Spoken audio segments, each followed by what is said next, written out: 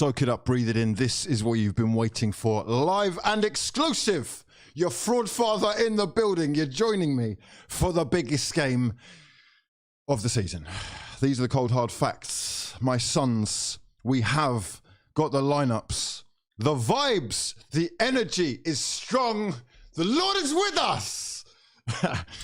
As we walk this treacherous path. Let's have a look at the lineups. How you're doing? Much love to your mothers. Manchester United against Arsenal from Old Trafford. McAllister brace, fantastic free kick. It's now 5-2 as Brighton lead Leicester in the other game. But tonight, my fraudulent friends, we are about 35 minutes away from Mikel Arteta facing up against Erik ten Hag's Manchester United. A new look Manchester United, as you can see, who are going to feature their new signing, Antony. There is no sign of Casemiro, interestingly enough. Eriksen and McTominay preferred. Fernandes, Sancho, Rashford and Antony up against Zinchenko. Let me know your thoughts about the lineups as we proceed. Malacia, Martinez, Varane, Dalot, De Gea, and Arsenal have gone for Jesus up top with Martinelli, Odegaard, Bukayo Saka. We've got a midfield of Lokonga and Granit Xhaka with a back four of Zinchenko, Gabriel, Saliba, Ben White and Ramsdale in goal. Let me know your predictions, how you think this one is going to go down. We are about half an hour away from kickoff, and I mean, this is it, isn't it, really? This is it. This isn't it, but this is it, if you know what I mean. If you know, you know. This is a big test, a huge test. It would be a massive statement for either side, really, to pull off a win here. Arsenal, the more informed team, obviously. Europe's most informed team. Unbelievable scenes as Mikel Arteta has guided this team to a position of clear progression. That much is for sure. A strange situation of losing both your midfield options, though, have led us to giving a lot of responsibility to Sambi Lokonga, who again gets the opportunity to prove himself today. He is partnered with Granit Xhaka, Odegaard in midfield. And interestingly, Zinchenko preferred to Kieran Tierney.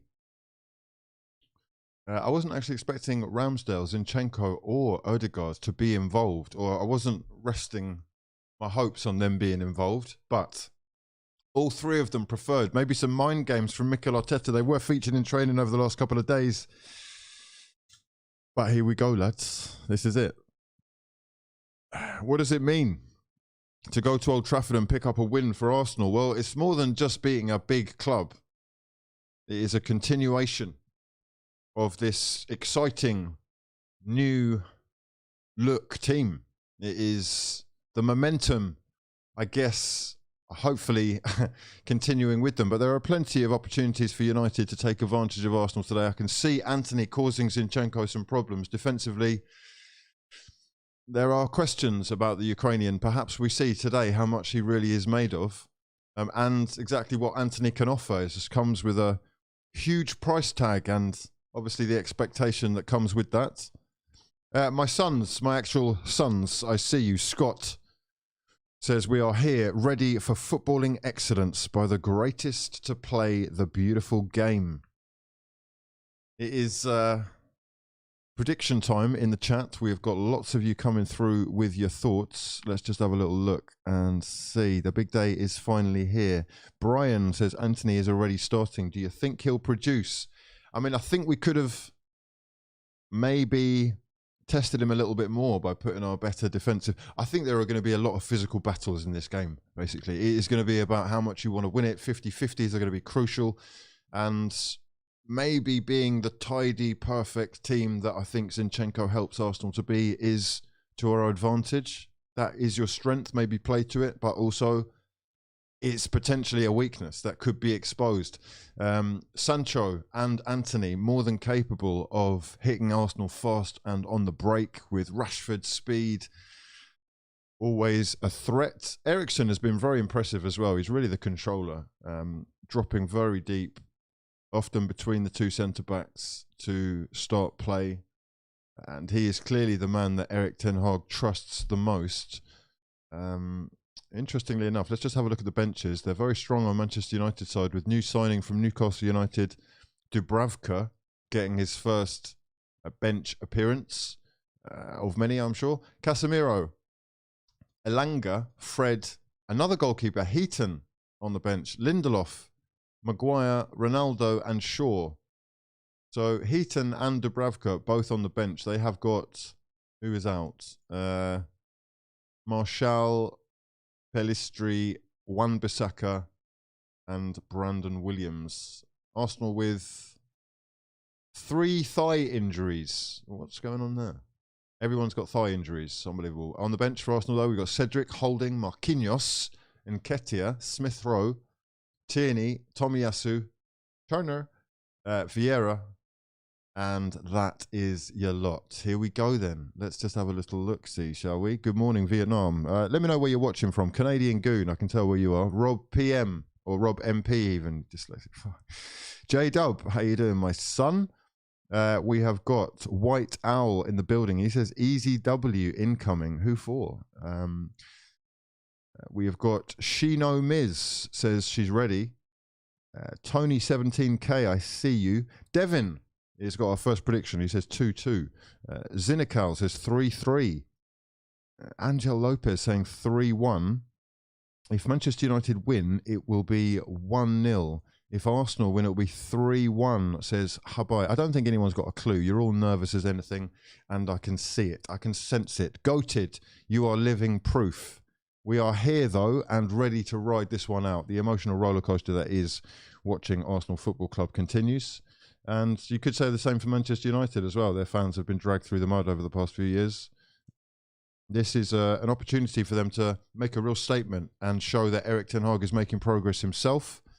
They have looked defensively a lot better. I think their player of the month is actually Lisandro Martinez, whose aggression is certainly something to be commended. He's certainly made himself known in the Premier League in his games so far. But as we saw, the start was rocky, and there may well be a chink in the armour as far as confidence goes if Arsenal can get themselves an early goal. Edison Munoz, what did I say? Edison Munoz saying, the nerves are hitting my stomach like a punching bag. Martin says, we're here to have a meal. We're feasting. Yeah, we're cooking. We've been cooking all summer.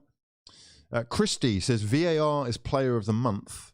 More unbelievable scenes of fraudulence from VAR in the Brighton against Leicester game, as should be predicted. There will surely be foolishness in this game. There's a lot been written actually during the week about where the officials are from. I'm not sure that they're actually from a place that means that they will support Manchester United, but it is quite possible. And people will be pointing to that if there is any nonsense going on. But, you know, I'm hoping that the quality of the football that Arsenal can produce from a biased perspective is going to be something that doesn't leave it down to the referees. And that is often the only way that you're going to be able to fight this. Looking back at old matches between the two clubs last night, you know, years ago, it was almost criminal, the officiating.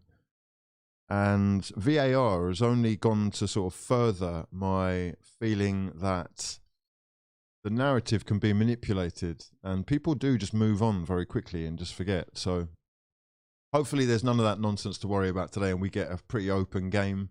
You know, I'm sure that it is like when you buy a red car, you just start spotting red cars everywhere. Every fan base will feel the same. So I'm going into it open-minded, but very, very, very, very excited, to be honest, because I do see this as an opportunity. I do see that there is evidence that Arsenal's football is actually going somewhere. It is a threat. And, you know, I want to be able to convince people. I have been trying to say for a minute that we look like we're serious. You know, patterns of play and the geometry that the side are creating is something that I can tell that Arteta is an OCD obsessive about. To be the ref. Yeah, by name, not by relation, but yes, indeed, it is Paul Tierney who is going to be officiating today. We have got, well, we've got plenty of ways that we could look at excuses, but honestly, we've got a team that's good enough to get a win here, I think.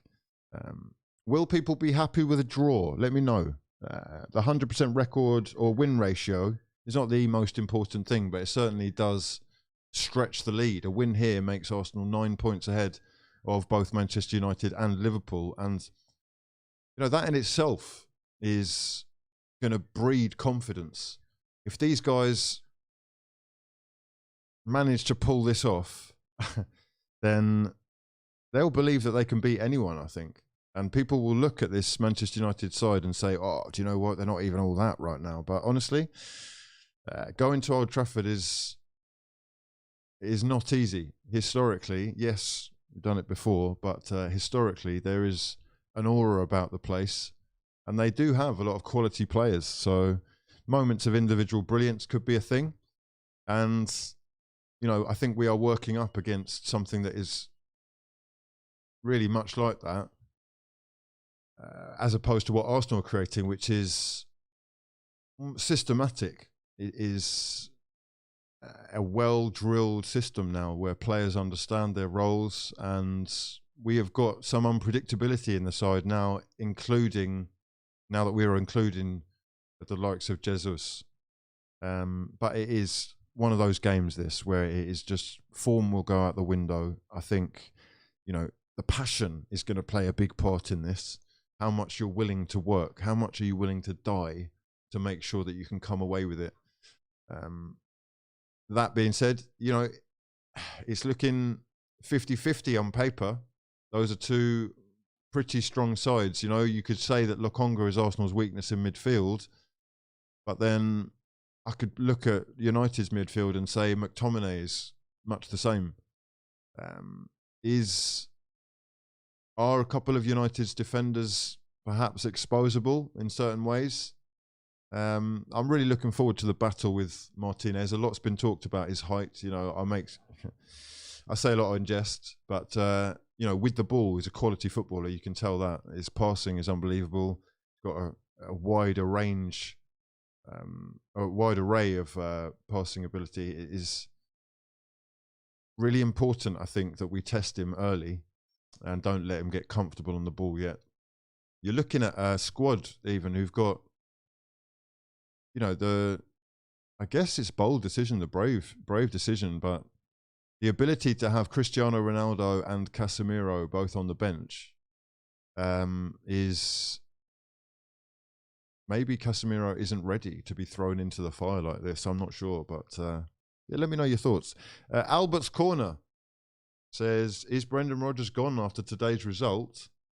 Well, yeah, quite possibly. They haven't really given him any money, have they, or time to spend the money, but it's not looking good, is it? It's not looking good, bruv. Should we have a look at the standings? The standings have Leicester City rooted to the bottom with 5 defeats from their 6. Is Brendan Rodgers gone after today's result? Yeah, 1 draw from his 6 games, and that was in the first game, I believe. It's not looking good, is it?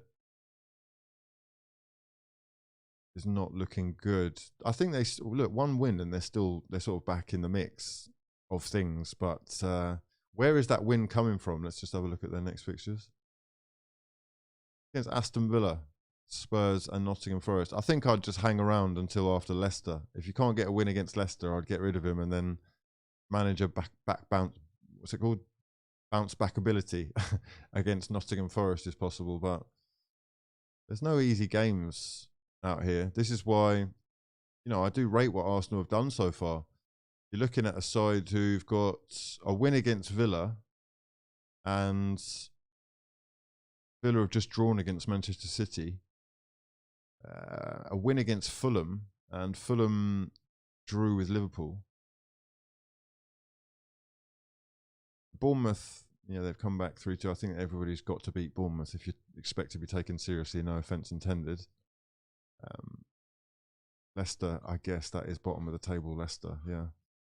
Crystal Palace, that is a huge win though. Wow, incredible scenes. Crystal Palace taking points off Newcastle and testing Manchester City. There was a stage where they were 2-0 up and could have been 3 when Edison rolled that ball out past, who was it? Whoever it was, that I don't know. It felt like that perhaps was a pivotal moment, and again a narrative that was being played with. Trossard, I think you mean. Trossard is doing bits, isn't he? I'm keen to try and get him in my fancy Premier League, but I haven't been able to so far. Can I fucking drop Mohamed Salah? I don't know if I just know that the day I drop him, he's going to get a hat-trick. It's inevitable. There's 1,600 of you in here, and there's only 200 likes on the video. If you could slap a like on it, that would be much appreciated. That is sort of how, as a YouTuber, I breathe. I know it's sad to say that, but please do get involved in the conversation. We have got top captains. These are the top captains, fancy Premier League captains. I'm right in the way there, aren't I? Shall I just... I'll just make myself... There we go. That's it. Holland, 9 points. And captained by how many? 5.3 million. So, if you've captained Jesus... I mean, oh, mate. 3 points. Mohammed, bro. Mohammed. Listen, just give me a yes or a no. Drop. No, how do we do this? Drop. I'll do a poll. That's what we do. We'll do a poll. All right. Should I drop Salah? No, sell Salah. In yes. Sell already. No. He'll come good. Pause. Right. Okay, I've done the poll. Afra Malik says I dropped Salah 2 weeks ago for Kane and it's going great. Yeah. Oh, this is weird. Okay. Right, so there we Mohammed. If you've got any stuff you want me to go through on Twitter later, we'll go through it, but we are nearly ready. We are 18 minutes away from kickoff. Arsenal Football Club, first against 8th. We have a 6-point lead, and regardless of what happens, we will be top of the league at the end of this game, but at least a point. That's what I need, at least a point. And why not win? Why not actually shock the world and win and make a massive statement and stretch the lead over the rest of the chasing pack? Pop, pop. Where are we? Let's have a look at this poll, how it's doing. Sell already says 72%. Now that means I'm inclined to ignore you and go with the 30%. I've told you about polls. Only 30% of you are ever right. He's scoring next game. About Logan, the guy who got the biggest second chance, wanting another man to be deplatformed instantly. Don't like Tate BTW. I like the way you added that bit in the end. Yeah. I'm up for forgiveness. You don't have to forget, but I do offer people a chance to sort of the redemption path, and I'm not into this silencing people. It is it's important that you read 1984.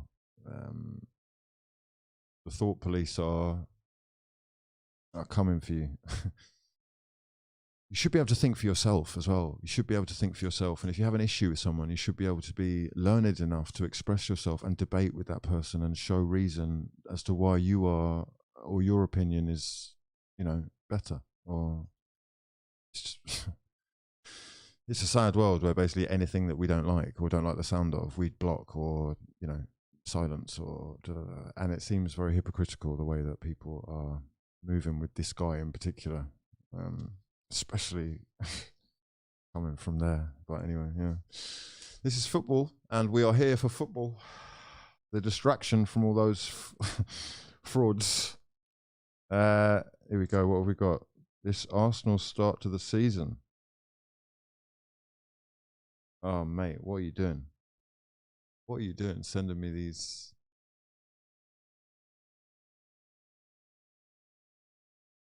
Okay, so he's saying Manchester United fans have seen it before. Okay, I see you. I see you. Right, let me just get everything set up. My sons. Here we go. What's this? He'll come good. There's okay. 30% of you are saying he'll come good. We're going to do a poll about the score in a minute. Much love to Dev Singh for getting involved. Ali Jas says Cookie United will crumble if we score first. I really want to tweet this picture of Mikel Arteta doing the shush. I just really want to tweet it so badly. Oh, I can't wait to throw it in the WhatsApp group. Oh, God.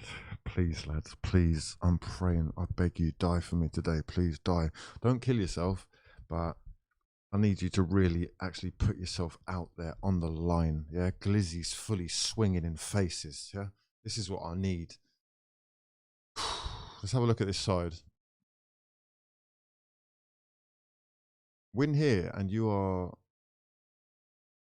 What's your next game after that? Let's just have a look at the fixtures for a second. Zurich and Everton. Reckon we'll see some VAR fraudulence today, Hugh. Crying face. Oh, God, I hope not, mate. I really hope not.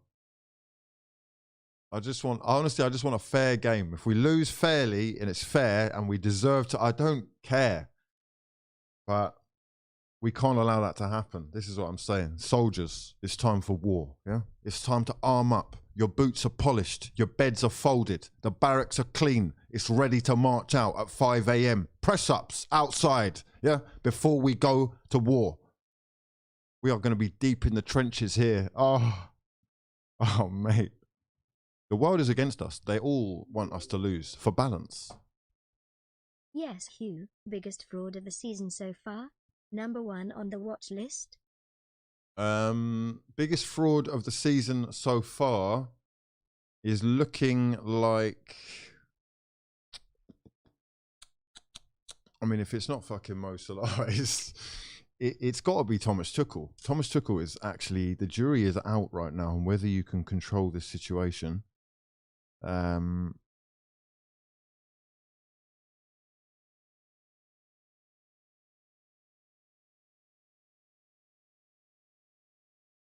I had Virgil van Dijk going on the list as well. Steven Gerrard's name keeps popping up in my head. He's got this amazing ability. I guess it's what comes with being a legend. He's got this amazing ability to avoid criticism. I'm not hearing anybody saying anything about him in mainstream media, or the form, the style of play, the lack of identity. There's a whole list of things that perhaps could put him to the forefront of that list.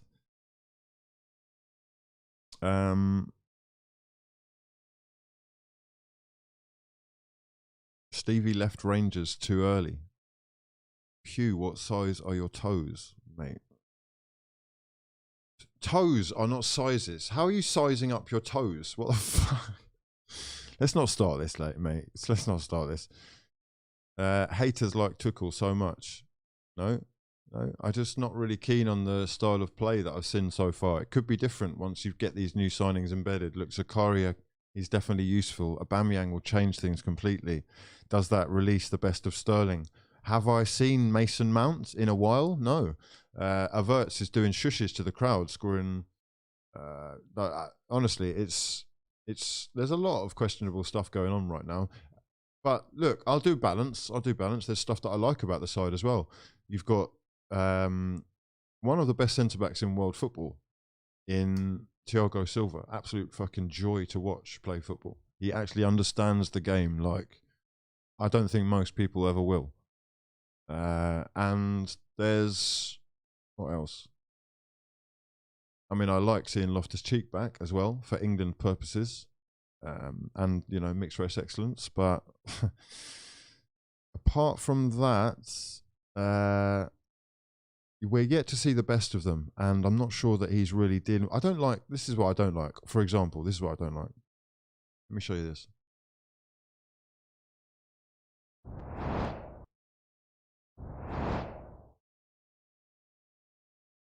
This is Thomas Tuchel watching Conor Gallagher, who admittedly is not shuffling the ball out wide fast enough, who is frustrating the manager by slowing play down, who is not executing the plan that he's clearly been asked to. There's a whole bunch of things wrong with what the player's doing, but I'm not really a fan of this. This is not good man management. This is show act. This is play acting for the crowd, and it's a potential sign of a man who's losing control. So I'm, like I'm saying, I'm not siding with the guy who's making the mistakes and causing him to lose his nut, but because he has been bad. But you're the man putting him there, and if you don't trust him, I'm not sure that this is the way to get the best out of him. Stinking the place out or not. Anyway, the jury's out for Thomas right now, but we will reassess with new information as we progress, because like I say, he's got a whole bunch of new signings, and that is going to change things, or should change things drastically. Anyhow, where were we? We're going back to, no, we're going over here. Right, we've got about 9 minutes, 8 minutes till kickoff, lads, as the nerves start jangling, as the heart palpitations start palpitating.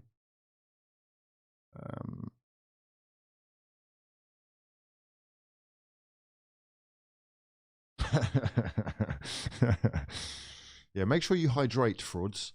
Make sure you stay hydrated. This is going to be thirsty work. You just go set up this.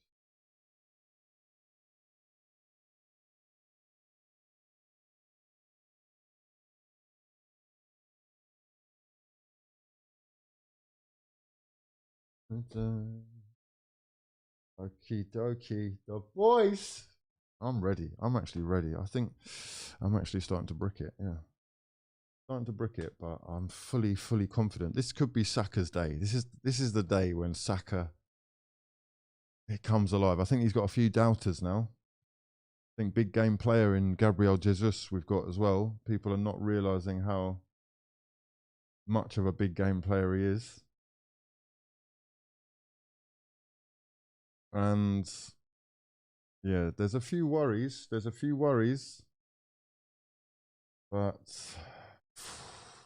we're ready. We're live. We're exclusive. We're ready. This is it.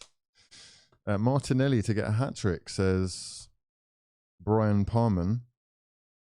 Spunky Spontaneous. I hope you're enjoying yourself, my son.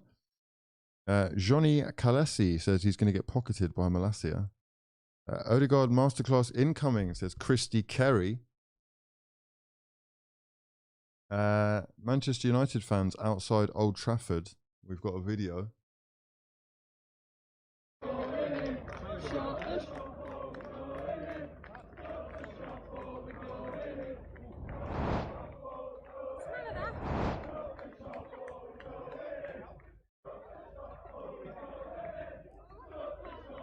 shut the shop. Shut the shop. Going in. Shut the shop or we're going in. Shut the shop or we're going in. Shut the shop. Mate, you've all been in the shop already and got your fucking kits, yeah? I know, loud. This is a protest outside the ground, I guess, before the game. They're saying shut the shop or we're going in. We're going in again to buy more kits. What's going on? What's going on, people?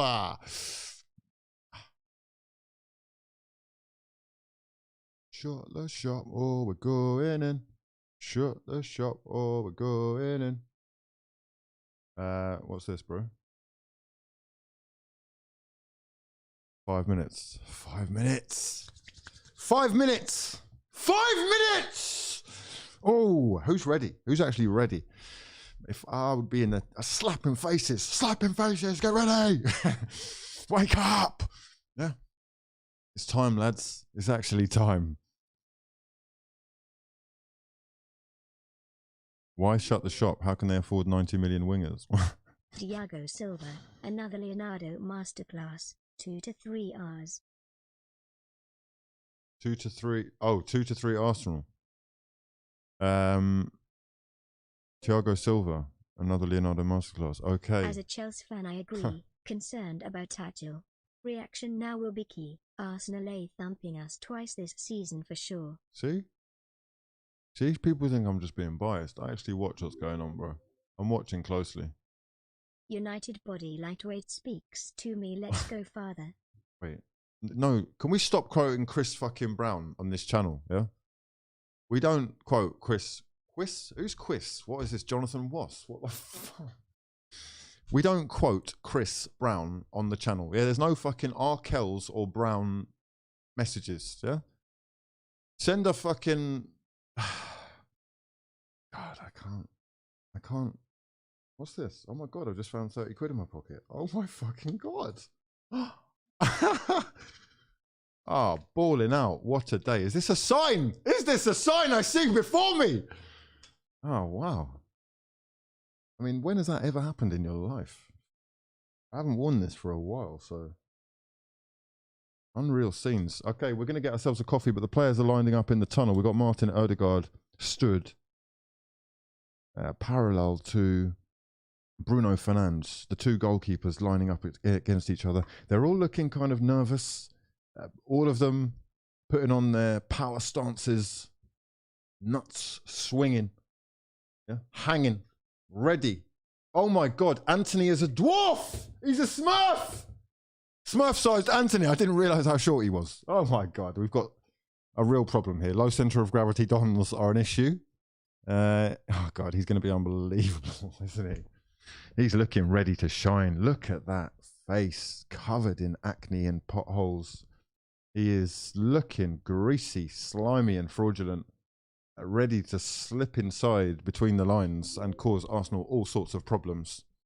Up the Arsenal, red circle, circle. It's a sign from Jesus. This is what I mean about people. They're so thick. I can't even actually understand you. I'm not going to reply to people because I'll just get sucked in. I'm not arguing with fools. People can't tell the difference from afar. I'm going to have to start doing videos on other stuff, man. I got to get shit off my chest. There's a lot of people who are afraid to speak. It's very sad. It's really sad.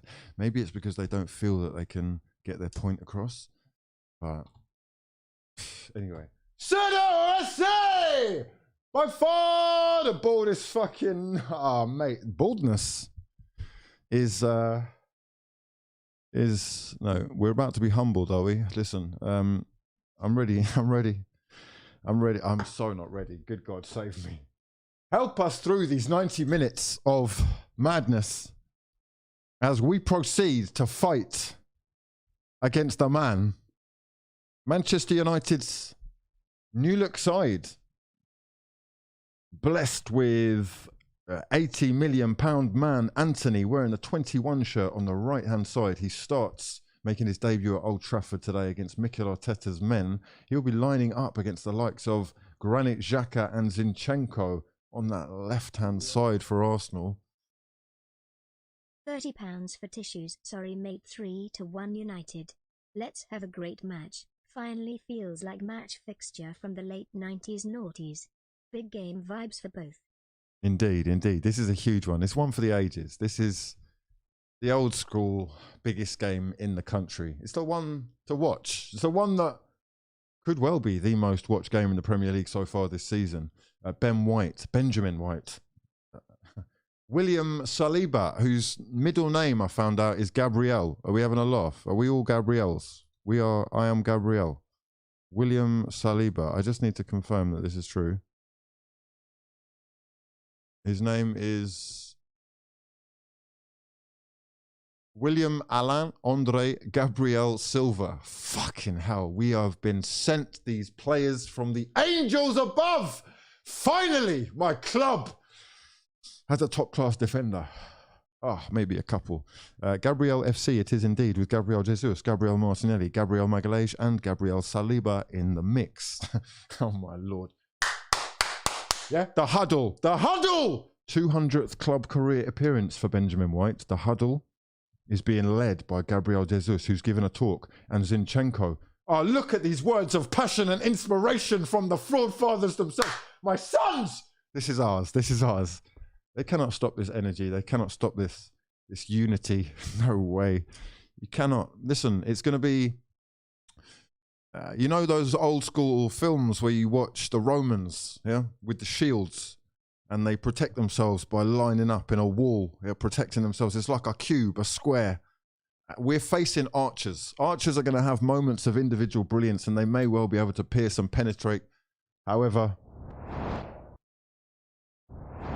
you're fighting with... Where's the time? Where's the time? Where's the time? We're good. We're good. We're underway! Here we go, lads. First touch is on the ball for Manchester United, and it's Arsenal who just boot the ball clear. 8 seconds in to this one. Here we go. It's called a phalanx. The shield is called a scutum. Sicilian Defence FC. Okay, let me have a look and see what you're talking about. A phalanx is a body of troops or police officers standing or moving in a close formation. The phalanx! Yeah, we're the phalanx dons. Phalanx FC. United on the ball straight away and trying to keep possession with Martinez getting his first touch. We've got McTominay on the ball, forced backwards.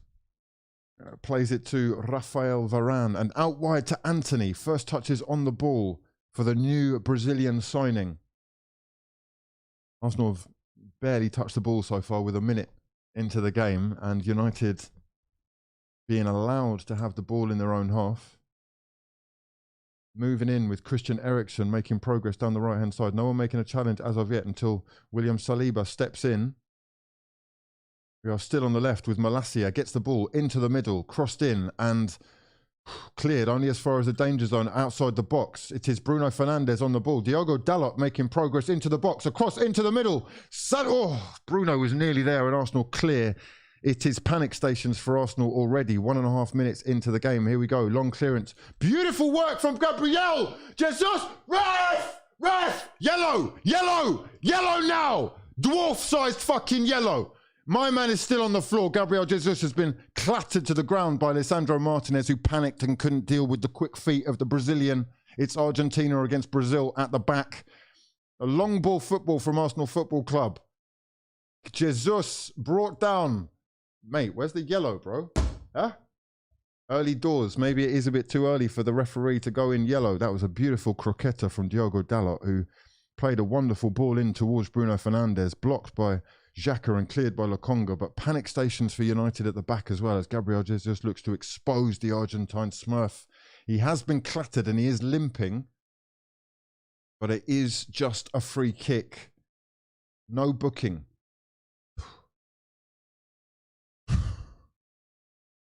Mate, what's this? Okay, lads, everybody keep calm. Everybody keep calm. Please do smash the hell out of the like button, lads. Let's fucking go. 2.5 minutes in. It's Arsenal with the first opportunity of the game to get one in. And it's crossed in and headed away by the first man. A really poor free kick from... Who was that from? Odegaard. Or Zinchenko? Can't actually tell because it's this little blonde character. I think it was Odegaard. Not the great free kick. Headed away by the first man. It is going to be a throw into Arsenal, though, taken by Benjamin White. It's gone in towards Martinelli, who has taken up a position on the right-hand side. He's managed to get a cross in somehow. It's headed away, but only as far as Granit Xhaka on the edge of the box. Thought about a shot. Did take the shot. It's blocked and cleared by Malacia. This is going to be end-to-end stuff from the looks of things. The first minute or so has given us chances at both ends as Rashford tries to run onto a ball back by Saliba, cleared by Ramsdale and taken down. Wonderful control from Zinchenko. Absolutely plucked that one out of thin air. Touch of an angel. And it is Arsenal with Ramsdale on the ball, going long and looking to bring in Martinelli on the left-hand side.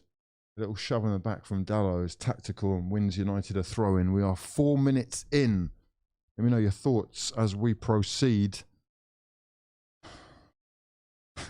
Nerves are a jangling. Mikel Arteta on the sidelines conducting the orchestra. Christian Eriksen trying to play his way out of danger on this right-hand side, and Arsenal have won themselves a throw-in.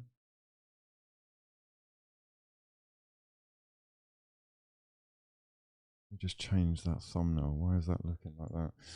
Zinchenko with a throw-in on the left-hand side for Arsenal. In towards Granit Xhaka. Oh, sorry, Martinelli. Loose touch from Martinelli, and he concedes a free kick. Anthony, strong in the challenge.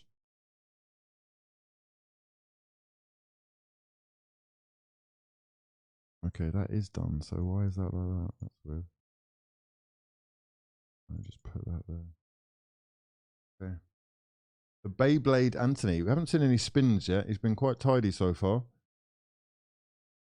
And I'm sure he'll be keen to make no individual errors. So individual brilliance may well come later, or if they do, take an advantage. Some crisp passing from McTominay into the middle of the park where Rashford is helping out. We've got Anthony on the ball now, taking on Zinchenko. Crossed in and doesn't beat the first man. Poor cross with the left foot from the Brazilian. He goes again, though, given another opportunity, and he has played in Jadon Sancho on this right-hand side. He's got Diogo Dalot in support. It is Anthony. He's pickpocketed by Jesus, and the Brazilian snatches the ball away and then has it snatched away by McTominay. Great tackle by the Scots. What? What's this? Oh, God, we've got a foul here. I thought that was a great tackle, but oh, my God, he's fucking flattened him out! Jesus has got a head injury. The referee has stopped play immediately and brought on medical assistance. It looks like Gabriel Jesus may well be out cold, lads. I could be overreacting. He's breathing, but he is on the floor. And honestly, I don't know what happened there. I'm going to have a look at a replay. The referee talking to Bruno Fernandes at the same time as Gabriel Magalhaes, but Gabriel Jesus now sitting up. Here we go. The Brazilian on the ball, dribbling, taking the... Oof. He's just smashed his head on the back of the floor as he landed, I think. I don't think there was really any malice in the challenge, to be fair, from McTominay. But the referee stopping play, I guess because of the head injury, he did actually smash the back of his forehead on the ground. Paul Tierney. Paul Tierney, mate, that's my fucking guy. Listen, Paul, you're my guy. You're my guy. Listen, he's seen that it's happening and he's just gone with it. Yeah, get it all off. I respect it. There's no Homer Simpson ability about you. Gabriel Jesus is coming off the pitch. He's walking off, I repeat. He's ready to come back on, it looks like, but there is going to be a drop ball, which should be given back to Manchester United, in my eyes anyway. It looks like the referee is going to give the ball back to them. Anthony ready to receive it. And indeed, we play on. Gabriel Jesus not on the pitch at the moment. He has run on now, so we're back to 11 against 11. The ball is in play and it's United on the ball. A moment of panic there as some one-touch football unfolds here with Anthony getting in behind. He has got Gabriel Jesus to get past. Zinchenko in support for the Brazilian now. And he's done brilliantly with a little chop, Ronaldo chop, to get the ball under his feet. And oh my God! Oh my God! I thought that had gone in. Jesus Christ. A volley from Christian Eriksen. It's the angle on the TV, bro. Eriksen's shot has gone behind. Everybody rests. Okay. Lovely Ronaldo chop from Anthony to get himself out of that tight space. It's crossed in by Diogo Dalot into the far post, and Eriksen's left-footed volley goes behind and just hit the back of the net and looked like it had gone in from my angle. Forgive me. It's 0-0. We're into the 9th minute. What is that? Ref, that's a yellow, bro. McTominay shoving Martinelli unnecessarily. And potentially, you know, that is dangerous, mate. You're throwing him off a little ridge there. Martinelli taking a tumble, knew that the foul was coming, took the challenge, and wins a free kick for Arsenal. Side netting, okay? Side netting. Honestly, my heart, I have to tell you, my heart. Here is Granit Xhaka, crosses the ball into the middle. It's, oh my God, it's Saliba who's blasted one over. He sliced it high and wide. It fell to him like a Christmas gift from the gods. And he has tried to direct it into the top corner. A lunging challenge from Lisandro Martinez may well have put him off, but that was an opportunity for William Saliba. It's a nervy start here. 50-50 all over the place. Here is Anthony, again free down this right wing. Goes back, looking for Bruno Fernandes. Anthony, quite impressive so far. Here is Rashford, crossing it into the far post. It's found its way to Malacia. Malacia, the Dutch left-back, finding his compatriot. Oh, mate, no. Oh, my word. What are we doing here? What are we doing? Little panic stations for Arsenal right now as Sancho, some twinkle toes football. He's found Sancho, Eriksen. We have got plenty of time being taken on the ball. Rashford played into the box by Eriksen, who is controlling everything right now. Difficult to get the ball off United when the passing is this accurate. Here is Sancho trying to take on Ben White. He takes it past him. Eriksen goes back to free up some space. We have got a lot of possession here. Domination, really, from Manchester United. Patient possession play as they try to build inroads. McTominay squaring it into Malacia, who is playing a much more central role at times, sort of in midfield. Poor pass from the Dutchman, but he finds Diogo Dalot. Good. It's good pass in play from United. Lisandro Martinez, comfortable on the ball as well, finds a lovely pass between the lines for Bruno Fernandes, who picks it up and takes the space that's given to him. Sancho is going to take Ben White on and get the shot off. It's saved by Ramsdale. It's all United. It's McTominay outside the box doing kick-ups. And the chance may well have gone, headed away by Arsenal for now, but the pressure carries on as Christian Eriksen finds Jadon Sancho again. They're comfortable in possession and confident after a couple of wins. Christian Eriksen behind a lot of this Manchester United attack is very comfortable on the ball, patient, and finding Rafael Varane at the back.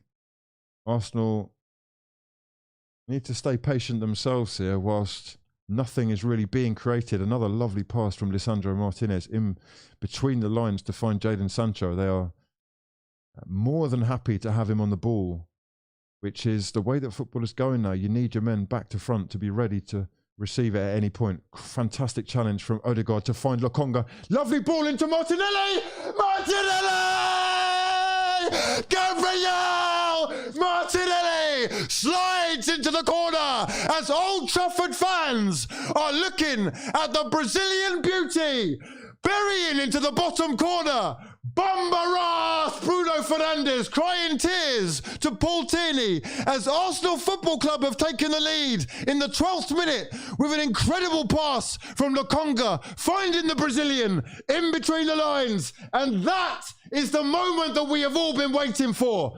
Oh, wow. Is it Bukayo Saka? Is it Saka or Lokonga? Oh, there's a foul, and Odegaard is maybe going to be pulled up for that foul on Eriksen. However, play went on. We may well be asking the question, but Saka looks up and spreads a beautiful pass into Martinelli. Martinelli fending off Dalot and buries with his left foot. That is an incredible finish from the youngster. We are checking a possible foul in VAR, and it could well be ruled out, this. It could well be ruled out. It looks like Odegaard went in strong on Eriksen. However, we have been told that we are going to allow a little stronger challenge. Paul Tierney is going to go to VAR. He is being held up here and he is going over to the screen. Here we go. Oh, God, for fuck's sake. Oh, my life. Oh, the Prem. Here we go. Okay, what do you think, lads? Let me know your thoughts. Arsenal Football Club taking the lead, but it may well be ruled out as Christian Eriksen was challenged by Odegaard. That is what's being looked at by Paul Tierney. He is currently crouching over the screen on the touchline with fans screaming in his ear to rule this one out. There is clear contact, and I don't think he gets any of the ball, so I think he's going to rule it out. Eriksen went down to the ground. It looked like he may well have. Yeah, I think just like, if he doesn't give that, I'll be shocked. I'll be absolutely shocked. I mean, I will take it, but it looks like it's a foul. There is definite contact. It's just whether Eriksen, I guess, trips into Odegaard himself. Is that a thing? He's going to rule it out, isn't he? Oh, he's ruled it out. It's 0-0, lads. He's ruled it out. It's 0-0. Sorry, lads. Party's over. Back to nerves and depression. Oh, mate. Yes, so I think that's fair, to be fair, but great play from Arsenal, mate. Great play, great play, great play. Yes, there was a foul. Fantastic vision from Saka. Lovely weight of pass. Beautiful speed from Martinelli. Lovely finish as well. It is 0-0 though. Quarter of an hour gone. Manchester United's luck is in, and they have had the goal ruled out by Paul Tierney and or VAR. Long ball over from Gabriel Magalhaes, looking for Gabriel Martinelli. It's gone all the way through to David De Gea. And we move. Defenders get those fouls all the time, and we will probably see more in this game. That is the thing. However, we move. We can do it again. This is what we're up against, lads. We've got to make sure that we are good enough to leave them with no choice. Here is Lokonga. Lokonga safely playing it back to Ben White. Ben White is going to have to go long with that clearance. He does. He's looking for Gabriel Jesus. Jesus is in an offside position, and United will have a free kick. Let me know your thoughts on the game itself. Let me know your thoughts on that moment of madness. Was it what it ended up being? Sensational scenes. Do you think that was a foul? Or was it just bad officiating from the get-go? Should that have been called by the ref? Anyway, ref, what are we doing there, lads? Rafael Varane dragging Gabriel Jesus down to the ground. The Brazilian has that creased forehead look about him. He actually did a very smart foul himself on Varane, which is what's got the reaction clearly from the French defender. The Frenchman is penalised. It is Odegaard. No, it isn't. It's Zinchenko in the middle of the park, sorry. I am struggling at times with those two. Martinelli playing it into Zinchenko has taken up that midfield role that he is so used to playing for Ukraine. Gabriel Magalhaes over the top looking for Gabriel Martinelli. A hastened clearance by Rafael Varane, who is returning to form and does show signs of leadership. He is so experienced, so many trophies to his name. He has really done it all. So they will definitely be improving, and so will players who are under the watchful eye or get to train with him. Gabriel Jesus is being robbed right now by, what's this? By McTominay. Is that a foul throw or a foul by Gabriel Jesus?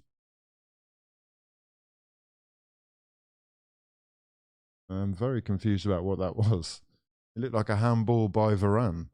Yeah. Oh, ball over the top again, looking for Rashford. United are going, I think both sides actually are looking to bypass midfield quite a lot. They definitely got the pace to stretch defences, and if the high line when you've got possession is something that you're willing to risk, then the long ball is something you should be ready for.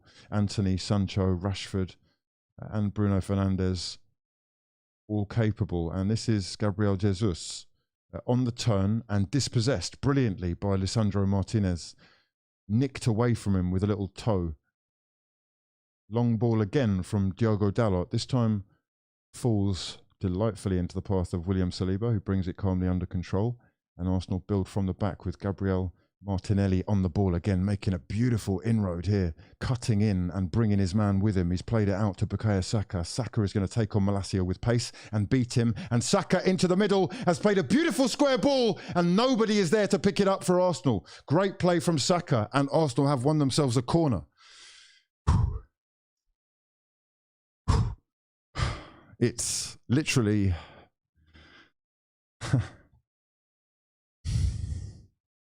end-to-end stuff, this. C-Bot saying they're using VAR incorrectly. It's not to re-referee the match. Please do let me know your thoughts. I guess some of the debate is going to be about the clear and obvious errors and what that actually means. There is a grey area. I think that is part of the problem. There is a corner for Arsenal, though, taken by Saka in towards the far post. It's Gabriel Jesus on the head, and he just couldn't cushion or direct it enough. high and wide. And Alan Shearer tweeting about this game. Just have a look at this if you can behind me. I think you can read those words. Those are his thoughts on the game so far, or at least on the VAR decision. Do you think that that was a load of CRAP? I mean, why am I spelling that out? We can say that easily. Lovely stuff from Saka there. Really did beat Malacia all ends up for pace. That will certainly have inspired him to keep on going. Joel Embiid is tweeting about the game as well. I think he could well be a big football fan from what I can remember.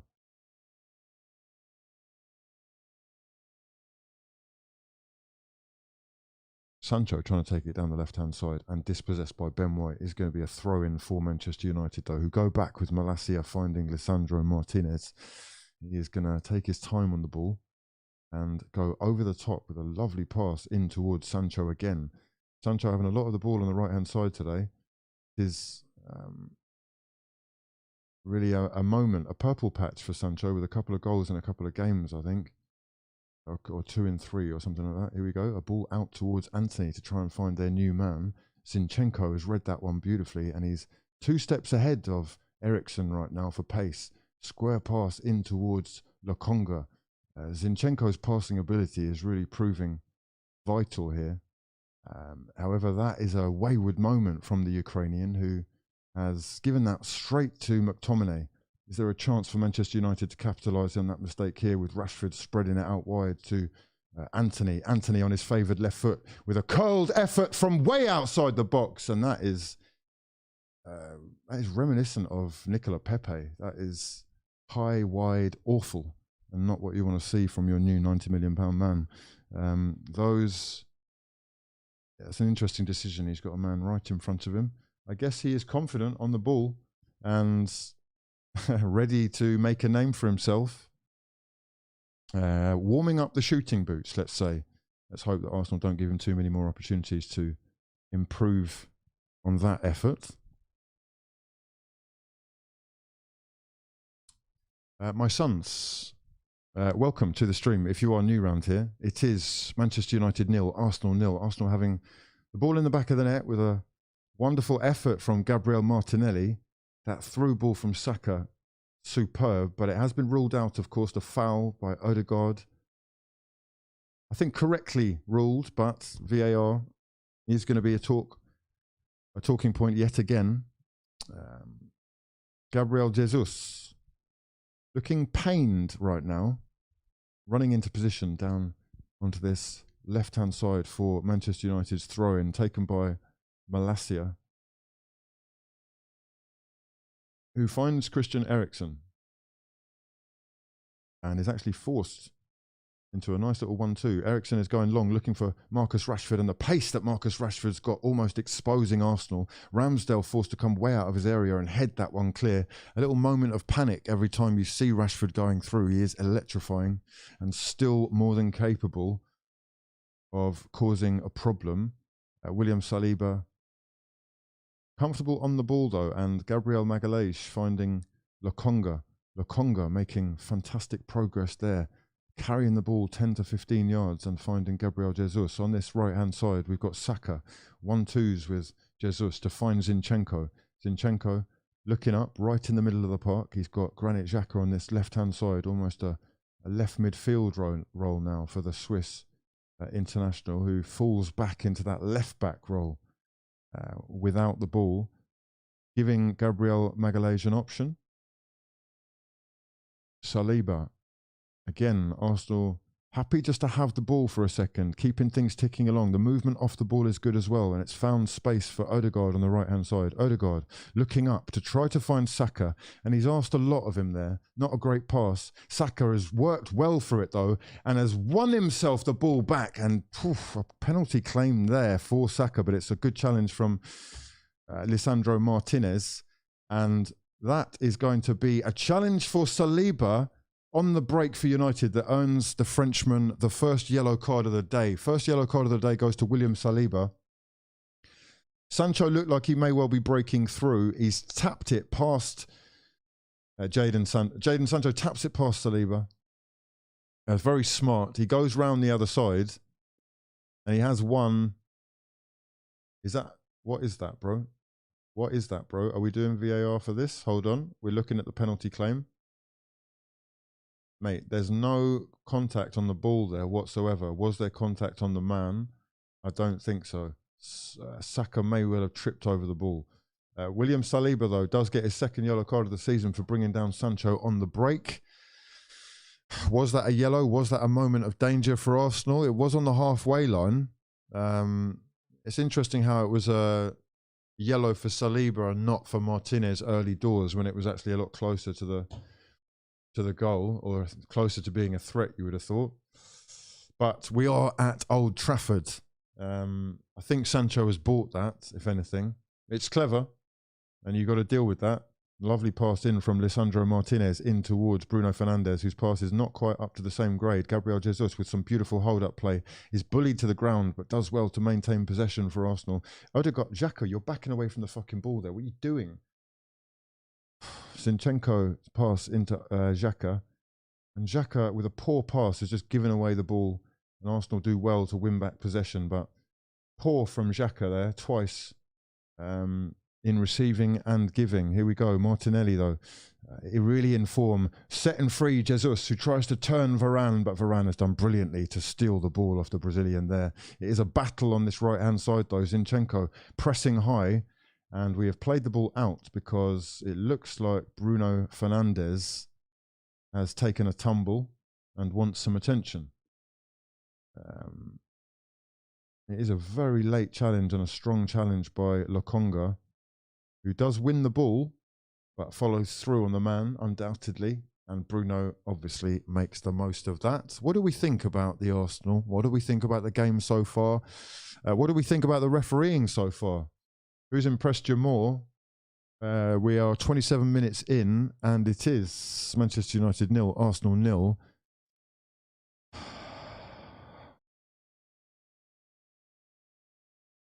Lokonga looking decent so far, says Sabine.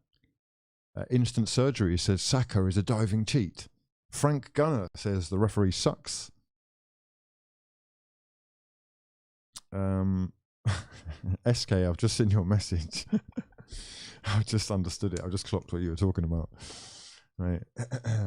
Erik Ten Hag is up and talking to his fellow, I won't say that actually. He's talking to the official on the sidelines and trying to explain why his side are being hard done by here. Not sure exactly what he's talking about, but Bruno Fernandes is being given the chance to get back into play. 28 minutes in this first half gone. Quite entertaining. It's been end-to-end stuff, lots of opportunities, and really a battle all over the park. David De Gea taking his sweet time in this goal kick. Wow. Can you really actually run the clock down anymore, mate? Genuinely. Passes it half a yard to Rafael Varane, because obviously can't be trusted to pass it too much further. And they do gift back possession to Arsenal, who've gone long looking for Gabriel Jesus, who's being manhandled by Varane, and no free kick there, clearly. Free kick. But we've got this 50-50 battle going on. Who wins the second ball is going to be crucial today. Right now, it's looking like that one is Arsenal. Well stolen by Odegaard and stolen again by Anthony. Poked away from under the Norwegian's foot. It is going to be a throw-in to Arsenal on the left-hand side. We've got Gabriel Jesus standing over it, but it probably be taken by Zinchenko, who has come to claim it. Plays it in to Granit Xhaka. Xhaka, who has played it back to Zinchenko. A bit of a hospital pass, and Zinchenko himself playing the ball out for a throw-in. The pressure is immense. The responsibility on each one of these shoulders. They are definitely feeling the heat. Some of these guys are not as up for it as others. You can tell that. Lokonga showing himself and offering an option. Arsenal maintain possession as a result, with Gabriel Magalhaes going all the way back to Ramsdale. Little dink over towards Ben White, who's brought it down under control, and wrong foots Jadon Sancho in the process. We have got some tidy footwork from Saliba, but it's forced Ramsdale onto his left foot, and that shows how good he is with the ball, really. Beautiful left-footed pass, weak foot pass that still finds its man. Lovely stuff from Ramsdale. Arsenal making good progress now with Benjamin White on this left-hand side, and it's fallen straight to Zinchenko outside the area. He's drilled a pass to Martinelli on this left-hand side now. We're attacking just outside the box. Little step over from the Brazilian. Square ball and cleared by David De Gea, who felt like that one was creeping in the near post. Arsenal are moving confidently with the ball. Zinchenko's drilled pass out to the Brazilian Martinelli. Step over to get past Dalot. He does that easily. And I guess the accuracy of the crossfield ball meant, oh, it's actually Dalot who's got the deflection. Fair play to him. And a good save by David De Gea. It's into the box, though. Here is Gabriel Jesus. It's Xhaka who takes the shot. It's blocked and falling to Saka just outside the box. Saka has done the cross. It's crossed in and headed behind for a corner. Fantastic pressure here building from Arsenal. Good clearance by McTominay. The header glanced behind for a corner. Another opportunity for Arsenal to take advantage of a set piece.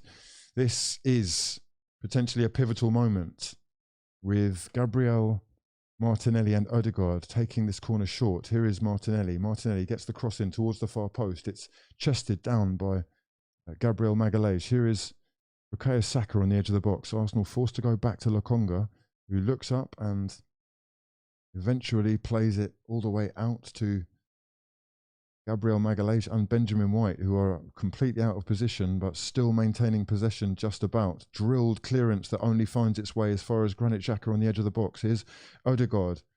Odegaard finding Saka in the box. Saka, what is that pass, bro? Poor pass from Saka to find Odegaard again, but you can tell the invention is there from Arsenal. They are trying to work their way in. Odegaard thought about a shot from just outside the box, but plays it to Jesus. Jesus cuts back onto his right foot, tries to go past 2 or 3, keeps possession. Ben White building here strongly with Arsenal. Here is Saka. Back to Odegaard on the edge of the box. Crossed in towards the far post. Martinelli! Saved by De Gea. And an overhead kick. Clearance. Bloody hell, it's all happening right now. Lisandro Martinez has gone down in the box. I think it is looking like he's got himself a head injury. Gabriel Jesus did go for an overhead kick, which he may well have been trying to head clear as well. Let's just have a look at that replay. Crossed in by Odegaard. Lovely stuff from Arsenal. Great header from Martinelli to force David De Gea into making a good save. It was on target. And it is parried back into the danger zone, into the air. Overhead kick attempt by Jesus, and Martinez tries to head it clear. But you've got to be allowed to try the overhead kick, mate. It's not my fault you're 4'2". Like, what the Great work from Martinelli again. He has been one of the bright sparks for Arsenal so far, who continue to look like they are well structured, well organised, well drilled, just not taking their chances. Good save from David De Gea as well.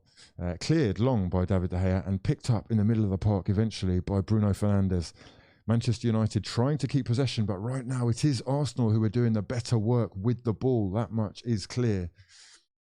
Passages of play, though, in this half for both. Make no mistake about it, both are dangerous on the break, and it's Arsenal this time who come forward with Saka on the right-hand side, cutting in and beating Sancho. All ends up. Saka drilling the pass into Granit Xhaka. Xhaka out to the left-hand side with Martinelli. Martinelli squares one, looking for support. It is cleared by McTominay, but Martinelli picking it up again, and there are a pack of wolves surrounding the young Brazilian, including Anthony himself, who wins Manchester United a free kick. Now, don't do that. Don't do that. You absolute fucking twat.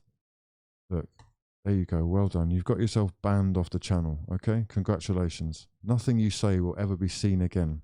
What a twat. Excuse me, French. I'll try and remember to edit this bit out, but don't be that guy.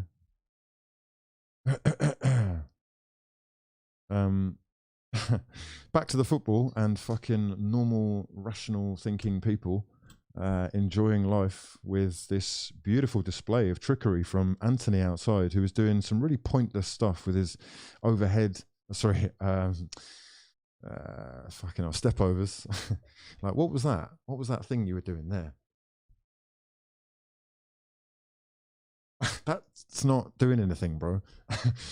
Anthony, though, does keep possession and squares the ball. We've got Bruno Fernandes. Fernandes looking dangerous, trying to make inroads, and he's been brought down there by Gabriel Magalhaes. Here is Rashford. Rashford out to Anthony, and Anthony has done it! He's tucked home the winner, surely! Oh, mate, it's the opening goal at least. Oh, my word, the first goal could be so crucial. And just as I was saying, his pointless step-overs were doing nothing at all. Marcus Rashford has played in the new boy, Anthony, who with his left foot has tucked it beyond Aaron Ramsdale, as Arsenal Football Club have been exposed at the back 10 minutes before the end of the first half. It is the debutant, Anthony, the 80-odd million pound man. Lovely pass by Bruno Fernandes in towards Sancho. Sancho drills one into Rashford on the edge of the box, and he is onside. Anthony times the run perfectly. There is no left back in sight. Zinchenko, not sure where he is, but he is actually trying to mark Rashford there. Oh, mate, what a mess. Anthony with a lovely finish. Very simple stuff, and 1-0 to Manchester United at Old Trafford. 36th minute of the game. Arsenal with it all to do. Can they respond as instantly? Why is Erik ten Hag talking to officials like they're fucking teammates? Like, what the actual fuck is going on here?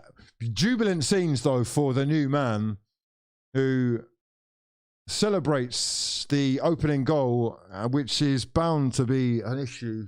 You know, how pivotal will that moment be? Manchester United have splashed the cash on this new man from the Eredivisie. Is the Eredivisie tax even a thing with Anthony?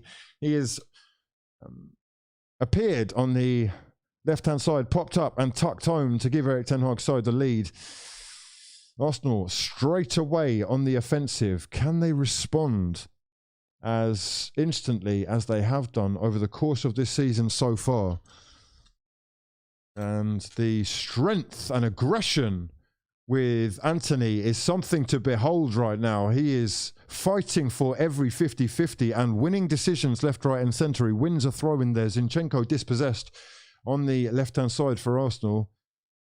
As we look at a sort of depressed-looking Anthony Martial on the sidelines. But 1-0 to Manchester United. What a huge goal that is in this battle for the ages. And a battle for Champions League football. Two clubs who certainly deserve, in their eyes, to be there, given what they've done for football, but don't deserve to be there, given the quality of football they've given fans over the last God knows how long. This could well be the first step for Erik ten Hag, or one of 2 or 3 steps, towards making serious inroads, getting belief back amongst the Manchester United faithful. Is it also a chance for Arteta to prove that Arsenal can again come from behind, show their worth, show the strength of the mentality? Or is this one step too far? A battle between Gabriel Jesus and Rafael Varane going on right now, both of them feeling aggrieved. Gabriel Jesus has won Arsenal a free kick. They are doing, I mean, it's a sort of samba dance, isn't it? What do we call that? It's flamenco. I don't know what that is. It's the 2-step. Lovely ball in from Odegaard into Saka. Saka's had a shot and it's deflected into the hands of David De Gea. That could have gone anywhere. Wow. He is onside. Invention from Odegaard in towards Saka, and that has been basically, oh wow. A lot of luck on United's side there, but there's no luck involved with the goal, that's for sure. Anthony with a great positional play is popped up at the right moment with a clinical finish to put one past Aaron Ramsdale in this first half at Old Trafford, with Marcus Rashford determined to prove that one is not enough. He takes on Saliba. Saliba does well to stand up to the Englishman there. It looked like he was under the greatest amount of pressure. Lokonga, as Arsenal try and break free, playing it in towards Ben White. One-touch football from Arsenal as they progress with Zinchenko. Zinchenko looking up to find Martinelli. Tried to time the pass. Very difficult for the Brazilian to control there at speed. And it is Manchester United who will again break, with Anthony and Rashford combining on this right-hand side. Pace, trickery and flair. And he is enjoying his debut. That much is for sure. Anthony with a smile on his face. He is screaming "Vamos!" left, right and centre. And the fans are definitely getting behind this opening for their new man. Arteta on the sidelines, pointing, gesticulating as Arsenal win the ball back through Granit Xhaka and Martinelli, and have 5 or 6 minutes to get a response, to respond in this first half. Arsenal 0. Manchester United 1 at Old Trafford. Oh, wow. Martinelli had the ball in the back of the net. The goal overruled. VAR stepping in and saying no as Gabriel Jesus sidesteps Lisandro Martinez, who makes a fantastic recovery to win the ball back there. He had been two-stepped, danced around by Gabriel Jesus there, but the pace at which he was able to get back at the Brazilian was fantastic. The ball with Odegaard, Saka, 1-2s with him. Odegaard trying some trickery, twinkle toe stuff in the box from Arsenal, crossed in towards Granit Xhaka, headed across the face of the box and falls at the feet of no one but McTominay, who can clear. And that was a moment for Arsenal. The lads are trying to make it happen. The press is high and aggressive right now. Every touch is being earned by both sides, really. Manchester United losing possession there with Lokonga. There is a man down. Rashford is down on the pitch at the moment. Martinelli playing on and playing the ball in towards no one. It's deflected and falls to Marcus Rashford, who mysteriously and magically has just got straight up to his feet as the ball falls to him on the break. Imagine the coincidental, fucking happenings that would have, like, what a load of nonsense. Fraudulence at its best. Martinelli's inaccurate pass there. Well, to be fair to Rashford, he has actually gone down again, having lost the ball. It looks like he got up, straight heart and passion there, driving him on to make something happen, even though he had gone to ground under the challenge of Gabriel Magalhaes. It's a strong challenge. He doesn't get any of the ball as well, but an amazing recovery. Good God. It's time for Arsenal to show up, though. It's time for Arsenal to show and tell. This is a big game, lads. This is important that Arsenal do not fold and crumble. We are going to need a response second half, lads. There are still a few minutes left in this one, but hopefully Mikel Arteta's inspirational team talks in those changing rooms are going to have impact and effect because there is something amiss right now. Martin Odegaard had an opportunity there as well to really make something happen in the box with Bukayo Saka, but let's not pretend that they haven't created opportunities. Let's not pretend that there haven't been positive signs from Arsenal. The yellow card for Saliba. A pivotal moment. But the goal from Anthony is what separates the two, and it was a brilliantly worked goal.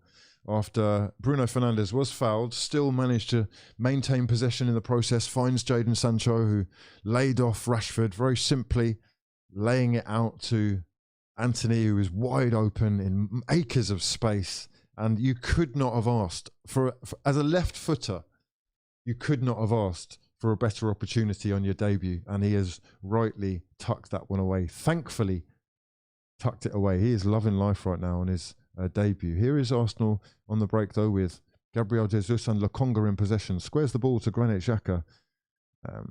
Granit Xhaka looking up. Has gone square. We're not winning our duets. I'm upset. What was that? We're not winning our duets. When I lose a duet, I'm upset. Yeah, drilled cross in from the right-hand side that only finds Lisandro Martinez. No real vision there being shown, just a random thump into the box. But Arsenal do get the chance to go again.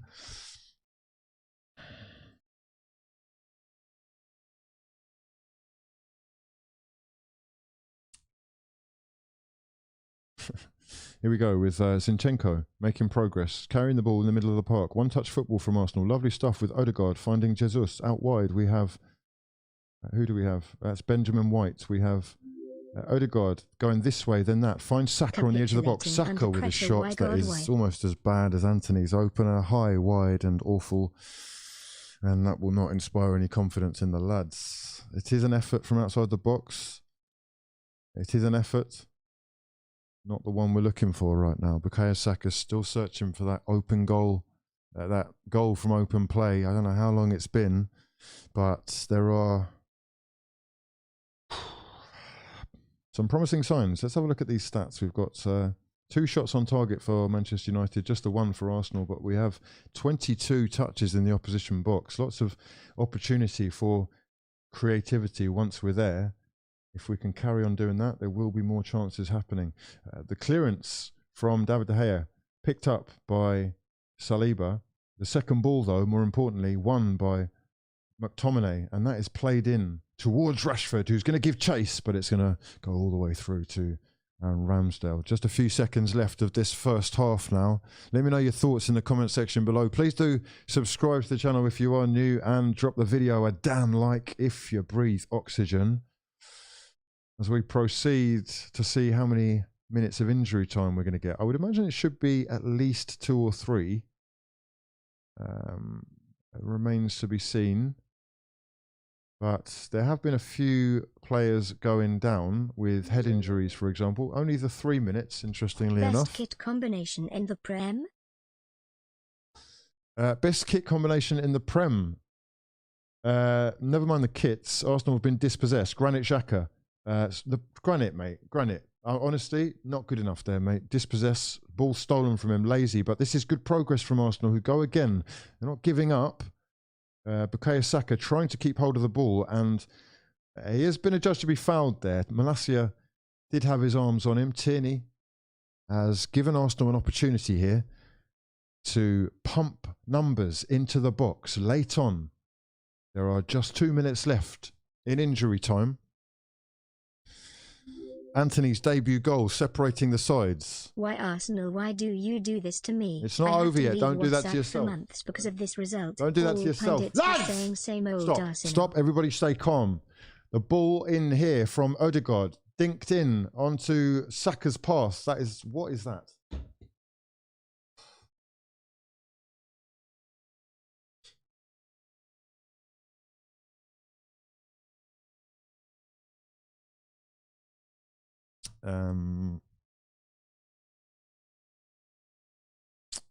Yes. Okay. If I speak, that's what I'll say. If I speak, I am in big trouble. David De Gea with a goal kick and running the clock down like only he can at Old Trafford. A ball beautifully falling into the path of Anthony, who's taken the longest of shots, trying to lob the keeper. Oh, mate. Adventurous, outrageous, outlandish. That would have been quite something. Good God. David De Gea's goal kick falling at the feet of Anthony, who 35 yards out takes a curling effort that was heading towards the top corner, sort of a lob. Lob come shot, if you know what I mean. Plucked out of the air by Ramsdale. Martinelli and Jesus to score next half. Let's hope so, because there's a couple of people on this pitch in Arsenal shirts who haven't been up to the standard that I'm expecting. And they will be called out if things don't change. But for now, we move. Arteta, 15 minutes to G up the troops. And one more chance for Arsenal to go forward in this half. That's a beautiful cross-field ball from Gabriel Magalhaes. Falls at the feet of Bukayo Saka, who has got support, but decides to go in with Lokonga. A square ball back to Gabriel Magalhaes, who thinks about the shot. He's lining it up. He's taken the shot. And it's Odegaard dinking it into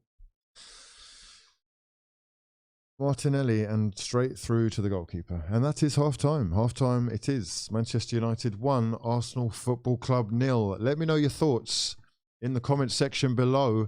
Manchester United's lead given by Anthony, the new signing.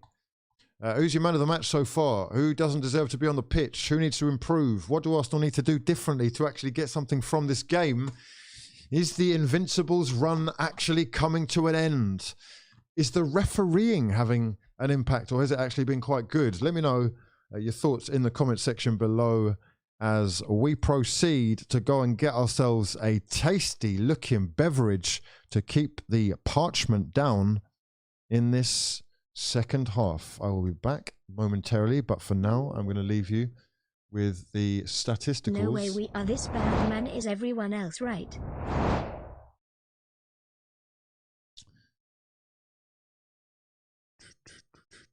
You can see the statisticals there. I will be back in about 30 seconds, lads. I'm just going to go and get myself a coffee. Add it.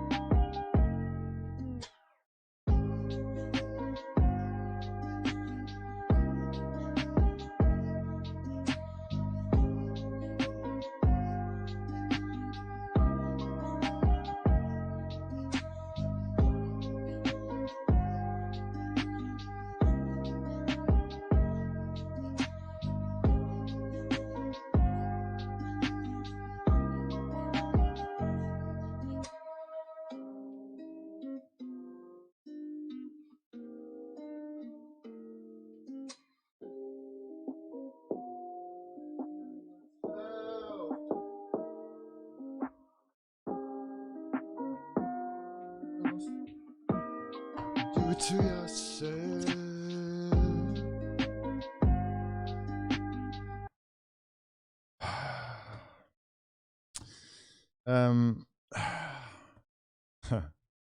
You do it to yourself, do you? You are no one else. Do it to yourself.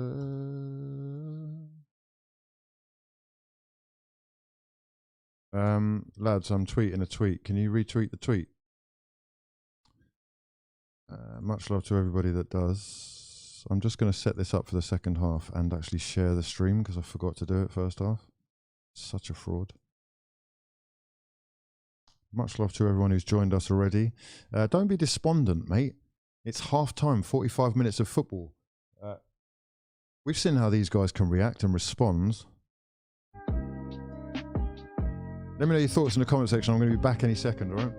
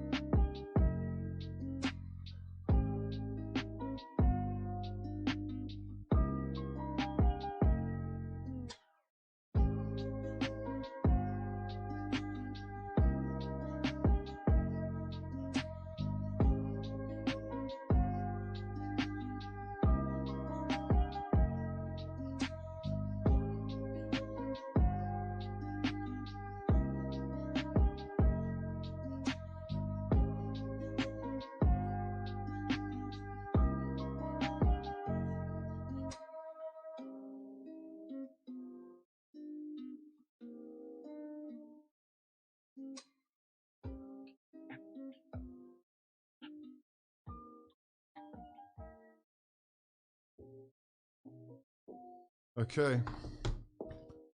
Right then, let's do it. Second half FC. Where are we, lads? Are we ready? Are we capable? Are we feeling positive or are we feeling battered? Is this same old from Arsenal? Let's just have a look at the lineups and see exactly what we think of the game so far, man for man. I think it was a given, really, wasn't it, that Zinchenko was going to be questionable at left back and potentially exposable by Anthony. There has been one moment, really, of madness, which ensued. A couple of dangerous moments on the break as well, but mostly well dealt with. I think William Saliba's yellow card, probably a bit harsh, considering that Martinez's moment at the beginning was perhaps in a arguably more dangerous position. But both sides have been fairly well matched. Let's just have a look and see. Manchester United with slightly less possession, but more shots on target, 3-1. However, Arsenal in general having just about, I think, the better of the play. More touches in the box, as we saw, and there will be opportunities in the second half, undoubtedly. I feel a little bit hard done by in my heart of hearts. However, I do actually also think that given the second look at that Odegaard challenge on Eriksen, it probably was a foul. In fact, it's almost certainly a foul. So, you know, is it fair game? We go again. It's unfortunate we have come a cropper. But, yeah, I'm confident 45 minutes left that they are going to create more opportunities. Lisandro Martinez, let me know your thoughts. See, we've got some polarizing opinions in the chat already. This is football, I guess. This is the beauty of the beautiful game. I've got two comments literally next to each other. One saying, it's not a foul, the game's gone, mate. The second one is, it was a foul, but the game is so soft now. Some people are saying, stonewall foul, no fraudulence. And, you know, others saying, poor officials, I'm bored of it. Rigged officials, Manchester United clubs favoured for years. Love how the commentators have started saying things like, you have to feel bad for the officials, despite our officials making awful decisions. Look, lads, is that an awful decision? Maybe the decision to go back and not trust your own decision or have faith in the referee, yes, but upon looking at it again, I'm finding I'm struggling. It's soft, and you see those challenges every single Premier League fixture without question. Maybe umpteen times not being called for fouls. Defenders certainly get away with them a lot, but it is what it is until it isn't. So we go again. I need answers to why Bukayo Saka is yet to really give us what we need. We are waiting for his moment to shine this season. Certainly been creative enough, but on an individual basis, you know, he's capable of making things happen and taking the game by the scruff of the neck. Odegaard's passing really questionable. The true creativity, the true, you know, is he creating clear-cut chances? Is he creating clear-cut chances? Hopefully the second half, there's going to be a bit more weight on some of those passes that are just falling short. Martinelli, as per usual, inspirational with his energy at least. And that moment, wow, I thought that was the moment, celebrating like a nutcase. Fucking hell, VAR is actually killing our people. It's actually killing our people, wow. You can't celebrate anymore. You cannot celebrate it.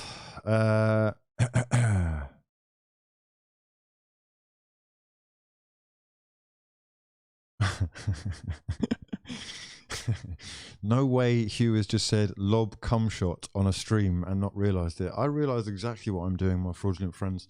It's you that are pressing the buttons of fucking perception, huh? VAR, is that the talking point? Really? Salty Arsenal. 2 clear yellows for Arsenal that were not given, says our carefree traveller. Oh, mate. Second half, bro. Please don't let me down, lads. I need you to come again, yeah? This time stronger, harder. Be more in your face, yeah? That's what I need. Okay? United have got their legs wide open, ready for us to slide in with those cross-cum shots. Okay? Pause. Good God. Insecure dons of the freeloading world. I see you. Let's just go through some more of these comments. We've got plenty of you getting involved in the conversation. Oh dear God, going missing as per usual, says Addy. SK says some highlights: United better defence and cleaner in midfield. Arsenal attack have been better than United's. I loved Jesus versus our defence. Rayan saying we need some Vieira sauce and Saka sus. Vieira's got another I in it, I think. Mate, has it? Should we just check before we start correcting people in their spelling and punctuation? I'm pretty sure it's Viei. Yeah. Both Vieiras have 2 I's in, please. Please. C-Bot says, soft one, they're taking away the head ref authority. I mean, that is it, isn't it, really? It's a soft one, but yeah.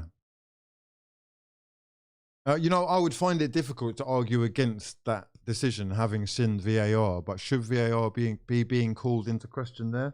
That is re-refereeing the game, isn't it? I don't know. Perhaps that is correct use of VAR in your opinion. United playing better, says SK. Jesus and Mart playing very well. We are winning this, mark my comment. First guy with a bit of positivity in his life, belief and hope in the camp. Yeah? What is it? Lions in the camp! What? God, that's cringeworthy. What's it called? What should we do? It's not lions in the... It's fucking... Listen, mate, I don't know what it is. Do your own one. Mugen Kaz says, Saka, an awful dinosaur fraud. And Jesus sobbing. What does that mean? An awful dinosaur fraud?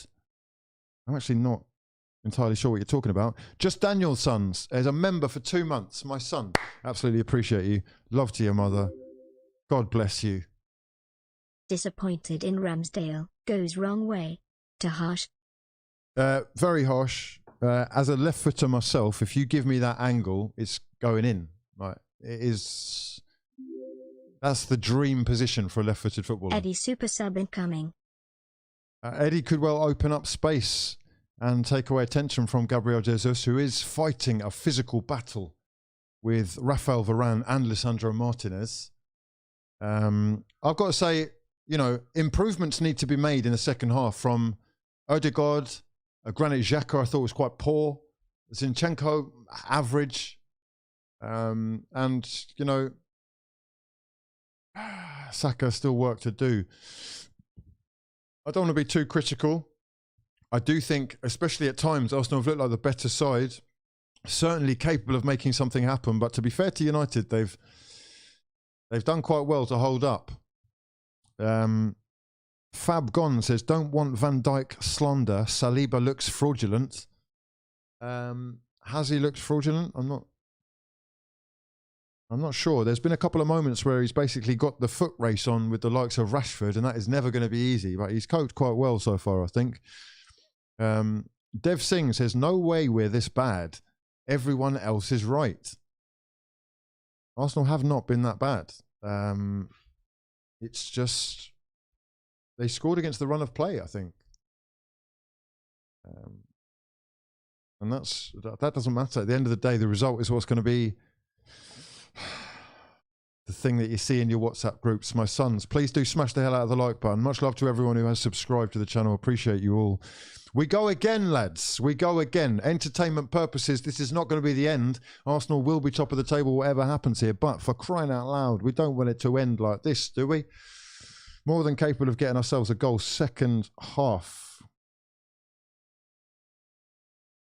I'm really interested to see what the response is from officials, former officials, just what people are saying online regarding that moment. But the players are back out for the second half at Old Trafford. Let's switch on over and get ready for this second half action, which hasn't started yet. But we are due to start any second. I don't think there are any changes as of yet, but we are underway. Let's do this, lads. Second half FC, Manchester United, going from right to left on my screen right now, as they are forced into a corner and win themselves an early free kick. Bukayo Saka penalised by the linesman. And furious about it. Went downhill after the Edu Tosuck. Oh. Closer. No, mate, it wasn't sucking. It was smelling. Come on, bro. Was it Paul Scholes who's sucking? Come on, this is slander. Yeah, slander. Edu, the invincible. Come on, bro. Have some respect. Put some respect on his name. Come on, lads. Come on, the lads. Yeah.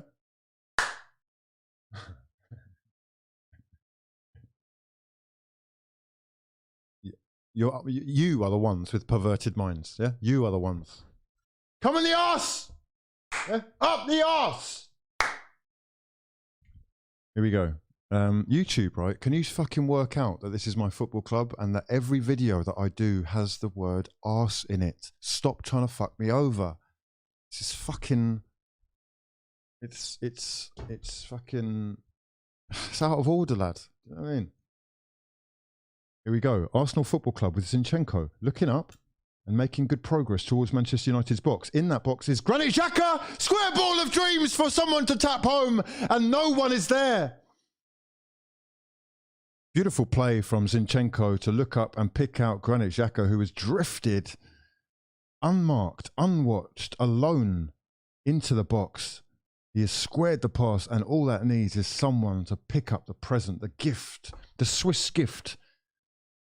And unfortunately, we go again. It is Arsenal on the ball, maintaining possession, looking comfy, passing crisp, accurate. Ben White, Lokonga and Saliba all working in a triangle right now. Saliba looking up and finding Lokonga again. Zinchenko, 1-2 with the young Belgian.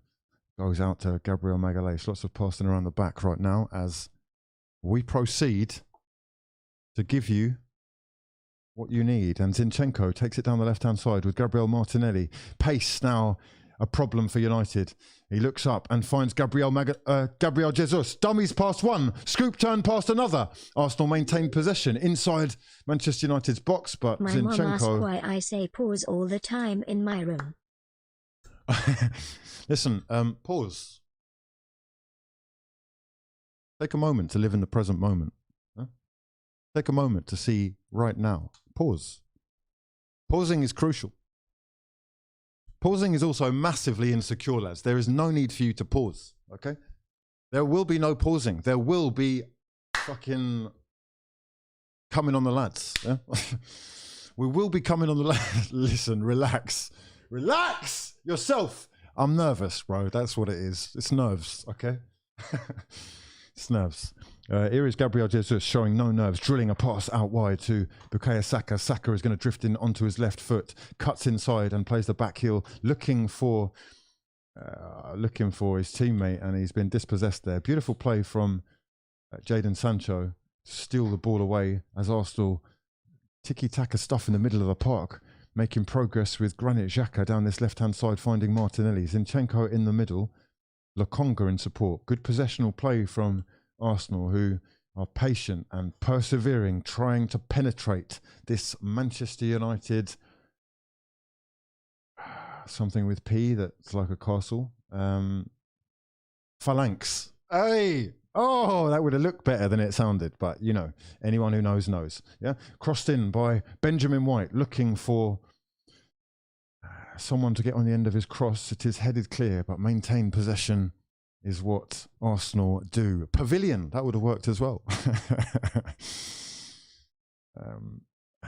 Manchester United, though, regaining possession. Scott McTominay in the middle of the park finds Christian Eriksen. Lovely ball out wide towards Anthony. It's just got a little bit too much on it, but the Brazilian knows that he was almost set free there. He's having a whale of a time enjoying his debut at Old Trafford.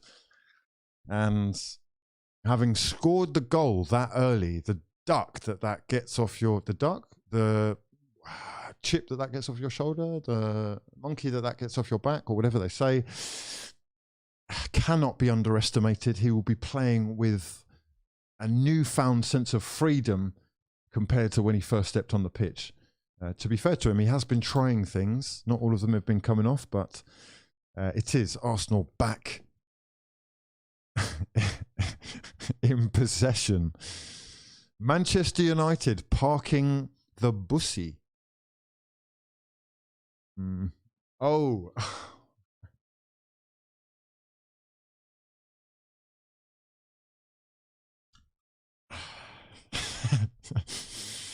Wordplay wizards, I see you. Yes, indeed. Bro, please relax. It's not 9 o'clock yet. I will be struck from this platform. Okay, ball out wide to find Gabriel Martinelli. We're living in hope with Martinelli making progress. He's got Zinchenko in support. He doesn't use him. He's gone for the ball across. It's brilliant defending there from Diogo Dalot, who has Xhaka trying to steal the ball away from him. Sliding tackle from the Swiss international, but United maintain possession with Anthony dropping deep. Dalot has tried to pick the Brazilian out there with a 1-2. He wasn't quite ready for it, and it is Zinchenko who manages to steal the ball back for Arsenal. And we are in possession again and moving from the back with Saliba forced to go square to Ben White, who's got Ramsdale in support. The bus is looking like it is parked. United ready to hit on the break, but for the moment, they are defending for their lives and defending well as well. Hello. All right. Oh, yes, please. It is Gabriel Jesus down this right-hand side who squared it to Zinchenko! Odegaard even! Odegaard side-footing it about 15 metres wide. Unlucky. It is Saka. Saka in the box. Saka! Oh, he shoots wide. My club. My club. What's that? Is that a late challenge on Saka? Saka has gone down after the shot was taken. We're not even looking at a pen here, but we are looking at Bukayo Saka on the floor. Tierney, Paul Tierney, that is, waving away the claims that Saka has been fouled. Let's have a look. Cruyff turned from Saka into space, takes the shot, and is taken out by Malacia. That is, the referee is going back to look at Saka, who is on the floor. Is Saka begging it? Is Saka actually claiming for a penalty, or is he actually just in pain after what was a late challenge from Malacia? The shot had been taken. Malacia slides in and takes Saka clean out. There will be people that say that's a penalty. There will also be people that say that that is beggary beyond belief. Beggary, yeah, beggary. And Arsenal did make something out of nothing afterwards. Ball over the top from Martinelli, finds Saka, turns Malacia, leaves him for dead, and strikes wide with his right foot. Granit Xhaka is trying to explain the laws of the game to Paul Tierney right now. He is doing the captain's job. Odegaard is actually trying to silence Granit Xhaka, but Odegaard is culpable right now. Sorry, he's had a first half that was fraudulent, and second half, he has just missed a golden opportunity. Unlucky, takes it in his stride first time, slices it high and wide, but that was a golden opportunity for Arsenal. 2 moments of real creativity for Arsenal Football Club to bring them back into the game. United leading 1-0 after their 54th minute.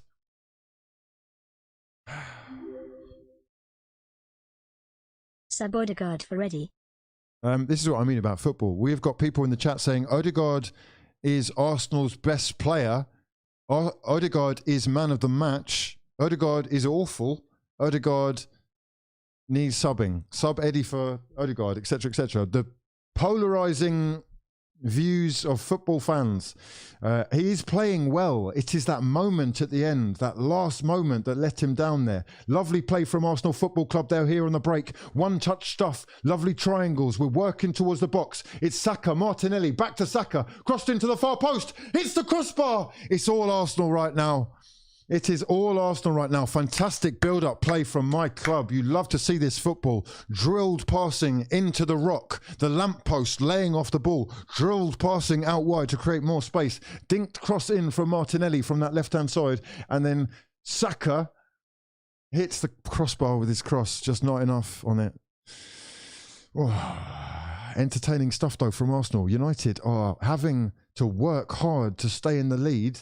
Martin Odegaard's opportunity a moment ago. Saka with a clear-cut opportunity as well. It is United, though, playing the ball around the back. And Arsenal trying desperately to put them under pressure with that high press. They have forced them into making that mistake. Brilliant play from Arsenal. Just 12 seconds from the goal kick until they won back possession. Ball over the top from Ben White is lazy, and Jesus is in an offside position, and that is going to be De Gea's. How are Arsenal still behind? Lots of opportunities falling their way. Please do let me know your thoughts in the comment section below. Let's have your man of the match so far. Who's been your best performer out there? Who needs subbing? What do we need to change on both sides? Are Manchester United doing the right thing tactically by clinging on, killing the game? Maybe it's a bit of rope-a-dope tactics as well, as Arsenal use their energy on moments that come to nothing.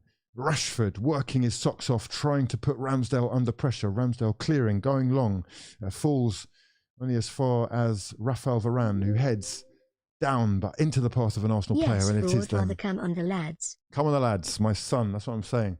Up the arse. Yeah. Say. We are still in this game, 57th minute, and not letting up.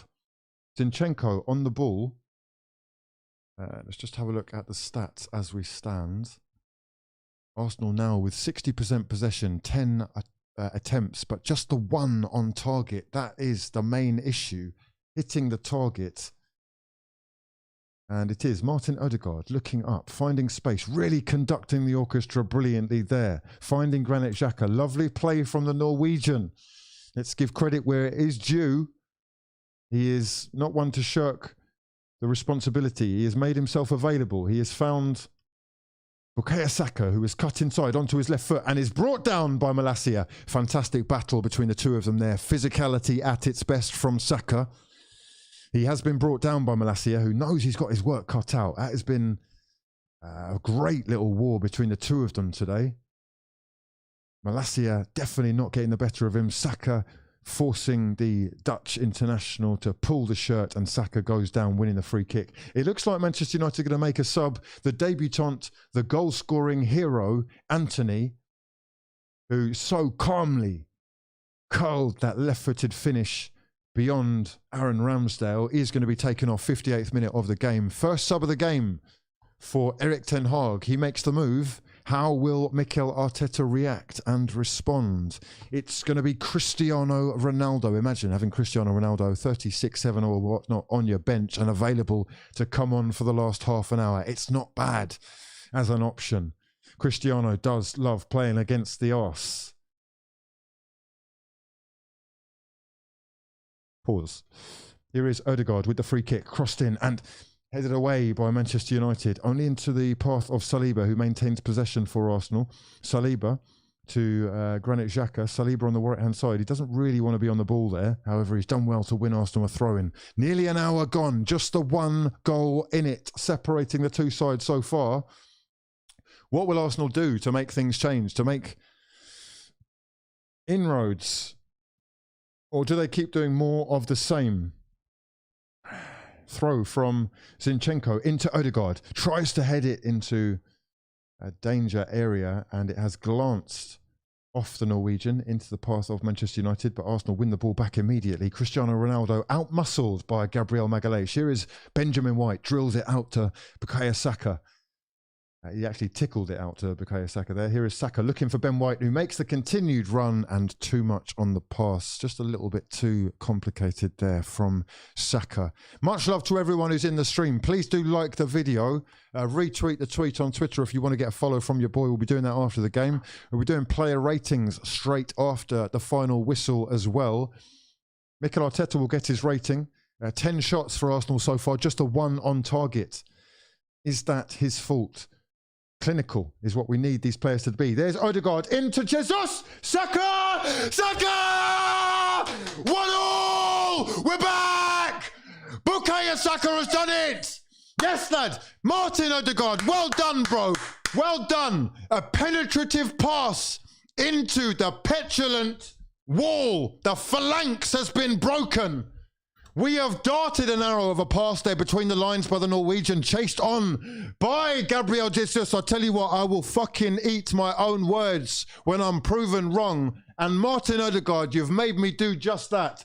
A penetrative pass between the lines. Through ball vision. My fucking son. Look at you. Look at you shining. My son. My child. No, this is an expensive one. My child, my son, I'm so proud of you. Change the score, bro. Gabriel Jesus working his fucking socks off, and the ball has fallen at the feet of none other than Bukayo Saka Yeah? You wanted to doubt him. You wanted to say his name. I want to speak to you, Reece West. Reece fucking West. Let's talk, baby. Hashtag let's fucking talk. All my dons in the fucking WhatsApp, I'm coming for your clout tonight. Up the arse. Yeah? I'm coming for that ass, boy. Oh, the lads are coming tonight. We're sliding in. Let's go and get another one. We're on top and dominating possession and this game and rightly back in it. The score is level. Yeah? Let's fucking go, lads. Update that before it changes. One apiece, we move. Manchester United at Old Trafford. Arsenal Football Club are actually back and fucking moving. Arteta's Arsenal are obviously motivated by that fucking halftime speech and the way that they have come out in this second half. Look at Lokonga. Look at Lokonga. Beautiful one-touch football. Xhaka out to Saka. We're moving. We believe. Xhaka in the box. Xhaka! You need to outmuscle that. Oh, it's Varane. Okay, Xhaka losing out to Varane in the physical battle. But listen to me, boys. They don't want to take us seriously. They don't want to take us seriously. They don't want to believe. They want to try and tell me at half time that it's over. They want to try and tell me that my club are not doing what I know they're doing. They can all sink in the darkest, deepest waves of mud. Yeah, the mud is slinging as this bandwagon train of positivity that you've missed your fucking ticket for rides on by. We're moving. Manchester United 1. Arsenal Football Club 1. You are looking at the boys in black doing the darkest business in the grimiest of all grimy cities. Yeah? You love to see this. You love to see my club shining. Yeah?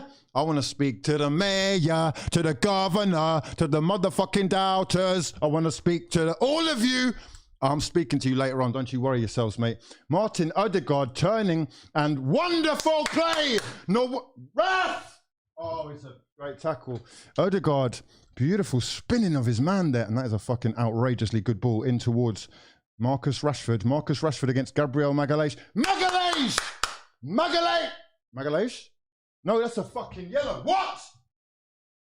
Did you see that little petulance from Rashford there? Losing his cool and kicking out. Yeah? That is when you have got into their heads. That is when you're winning the war. And this is a war, every man for himself and for the side. All for one! One for all! My club with the big ball man nuts. Coming on there. Oh, relax. You need to relax. I'm relaxed. I'm very relaxed. It's calm and fucking collected. This is Martinelli on the left-hand side. This is football. This is fucking football heritage. Martinelli! Don't tell me my club aren't back. Don't ever tell me my club aren't back. Yeah, 64th minute. We're actually fucking moving. In the dungeon. Yeah, Martinelli breaking into the box and trying to square ball. It's blocked by Diogo Dallo. It is a corner for Arsenal and another opportunity from a set piece to take advantage.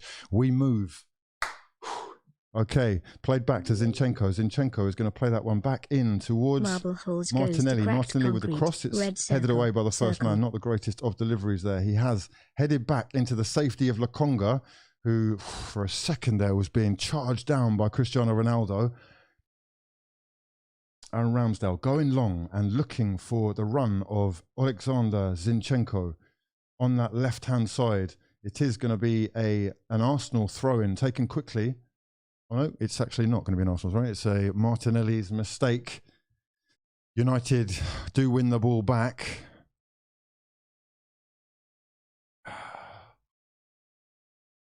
My sons. What's that? Are we looking at a replay of that, really? Is that a foul, though? Really? We're looking at two incredibly contrasting hairstyles. We have Fred with the slick gelled dreadlocks with the fade inserted, and the obviously once receding but now pure shiny bald head of Erik ten Hag. They are plotting and planning, preparing a way to try to penetrate the impenetrable. It is 65th minute of the game, one apiece, a stalemate. Would that be a fair result, or is there a winner in this for either side? Unnecessary trickery from Zinchenko in the middle of the park. They're trying to mug off Cristiano Ronaldo and they have been dispossessed as a result. It is Cristiano Ronaldo's Manchester United who break, and the ball played into Rashford. Rashford is one-on-one with the keeper. And Rashford has beaten Ramsdale in the one-on-one. A beautiful finish from Marcus Rashford, who has tucked it behind and beyond Aaron Ramsdale, who got something on it but couldn't actually stop it. What a moment of madness for Arsenal. Caught on the break in almost vintage Manchester United style. What do we know about how they can expose Arsenal? That was it at its best. One pass in between the lines, I think by Bruno Fernandes. He has picked out the run of Marcus Rashford brilliantly. And my sons, that is football. That is football and how quickly the game can be stolen from you. One pass into the sprinting Rashford, who has beaten everybody, all ends up for pace, and is left with only Aaron Ramsdale to go past. And have a look at this for a finish from Marcus Rashford with the right foot. Stays calm, one touch. And Ben White's challenge has actually lobbed it over the keeper, because I'm not sure that was even going on target, bro. Oh my God, it's really unlucky. It is not luck, though. That is Manchester United taking advantage of Arsenal's high line. We are playing on the halfway line at Old Trafford with confidence, and we have been fucking exposed at the highest level. It's time to undo all your speeches. It's time for me to get fucking clipped up and mugged off, and it's time for me to change the score. Unfortunate scenes. What a pass that was by Bruno Fernandes, indeed. Can't even be mad. Manchester United 2, Arsenal 1. Oh, good God. Well, what is life? Well, we're definitely getting an entertaining game, one for the ages here. Fred has come on for Jadon Sancho, as Manchester United will now be looking to dig in and cling on for 25 minutes. And again, catch Arsenal on the break. It is a big ask to have responded for Arsenal, but can they do so again? That really would be quite something special and show that they are made of sterner stuff. Here we go then. The test, just 23 or so minutes long. Marcus Rashford, oh God, I should never have taken him out of my fucking fantasy Premier League team. What an absolute clown. Is going to be taking all the credit today, all the plaudits, if this does stay how it is. But this has been an entertaining one. There are still going to be opportunities for both sides, I believe, as Arsenal play their way out of trouble with Aaron Ramsdale being forced to go long and looking for Gabriel Jesus to get on the end of this. It is cleared by Manchester United. And I believe we have Cristiano Ronaldo in an offside position. Oh, my word. Oh, God. We're not done. We're not done. We're not done yet. No. I refuse to believe we're done. This one is not over. There will be chances, bro. It's about whether we're going to be clinical or not. Or is it we're going to be fucking dragged through the mud and laughed at? The case continues. And the fucking first course of humble pie may well be what we are served by the end of this one. However, Arsenal go again and force themselves into trouble. Ramsdale, what are you doing? Ramsdale nearly playing Arsenal into trouble. We're playing our way out of the back and we've been eaten up. A shot for Manchester United and another opportunity. A world-class challenge from Gabriel Magalhaes to save the day. But I tell you what, we are asking for trouble right now and looking to throw this game away. Ramsdale with a poor hospital pass to Zinchenko that's easily intercepted by Fred, who closed down possession, played it back in for, I think, another effort from Bruno Fernandes, and it's a great save from Ramsdale in the end.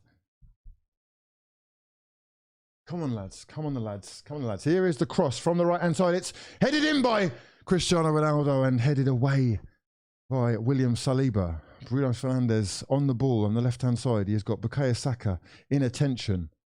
Fred going square. United more than happy to be on the ball for right now.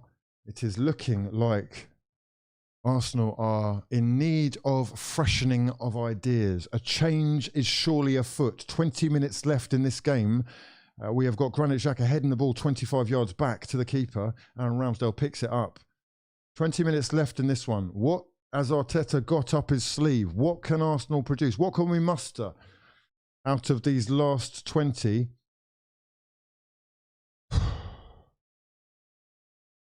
Bukayo Saka taking on Malacia. Goes inside to find Martin Odegaard, who is easily dispossessed and shoved off of the ball by Fred. Here is Marcus Rashford. Rashford laying it off to Cristiano Ronaldo. Beautiful touch from Cristiano, but that is... What the fuck is that, ref? That's a yellow, mate! Yellow for McTominay for literally wrestling his man down to the ground. Gabriel Jesus hacked and then genuinely rugby tackled to the ground. Like, what the fuck is going on? I guess McTominay taking one for the team there. That is the yellow card, his 4th of the season. No subs so far for Mikel Arteta's Arsenal. Very interesting. That's... But here we go. Martinelli, fresh legs, beautiful ball in towards Jesus. It didn't quite fall for him, but he has managed to get the shot off and it is curled wide. Jesus trying to create something out of nothing. The through ball initially clipping off his heel, but it did fall back to him nicely. He's tried to curl the shot around David De Gea. It's asking a lot, but it's not that far off from the Brazilian. This is Rashford's bread and butter. We can play bad and still got hell. Rashford hurricane counter. Yes, indeed. That is the Manchester United that we know. Playing the high line is always going to be the risk. And one ball in from Bruno Fernandes has allowed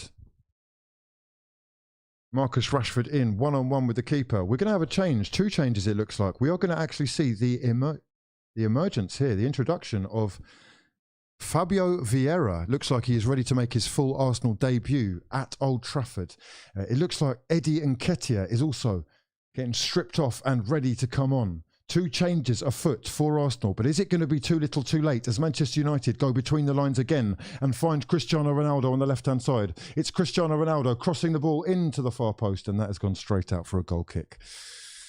2 changes coming up for Arsenal then. Fabio Vieira about to be introduced for his Arsenal debut, as is Eddie Nketiah. Can he open up some space? Who is he going to come off for? I can't wait to see Vieira. I was hoping that it was going to be in slightly more relaxed circumstances. It may well be a triple change for Mikel Arteta, who is currently giving instructions to Fabio Vieira, Eddie Nketiah and Emil Smith-Rowe. Smith-Rowe about to be brought on as well. It looks like it's a triple change for Arsenal. All change at Old Trafford for Arsenal. A big, big ask for these lads. It's a big ask. Let me know your thoughts in the comment section below anyway on how we are progressing here. Smith-Rowe, Vieira and Nketiah all coming on.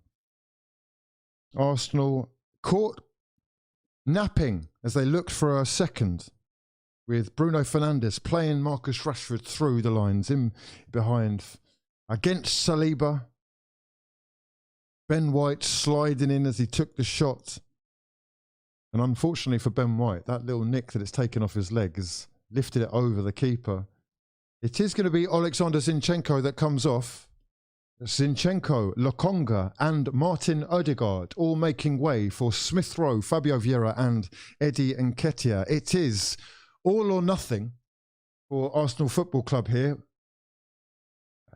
We do actually have 2 more changes, of course, in the bag, but 3 changes, a triple swap for Arsenal. And a first look at new signing, Fabio Vieira.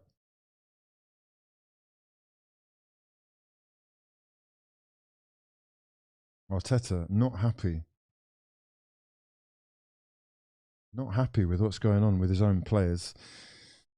But he will feel that Arsenal is still in this game. Let me know your thoughts.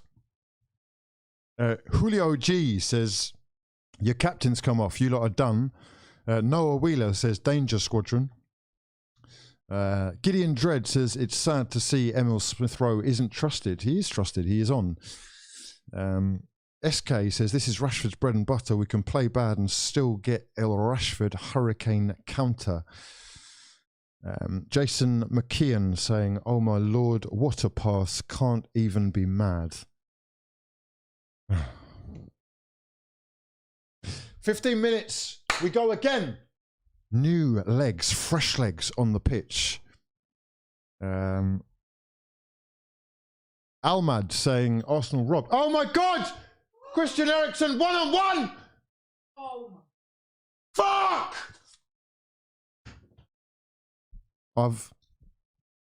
we're finished. We're done out here. We've been done. This club are fucking... What have we done there? Mate!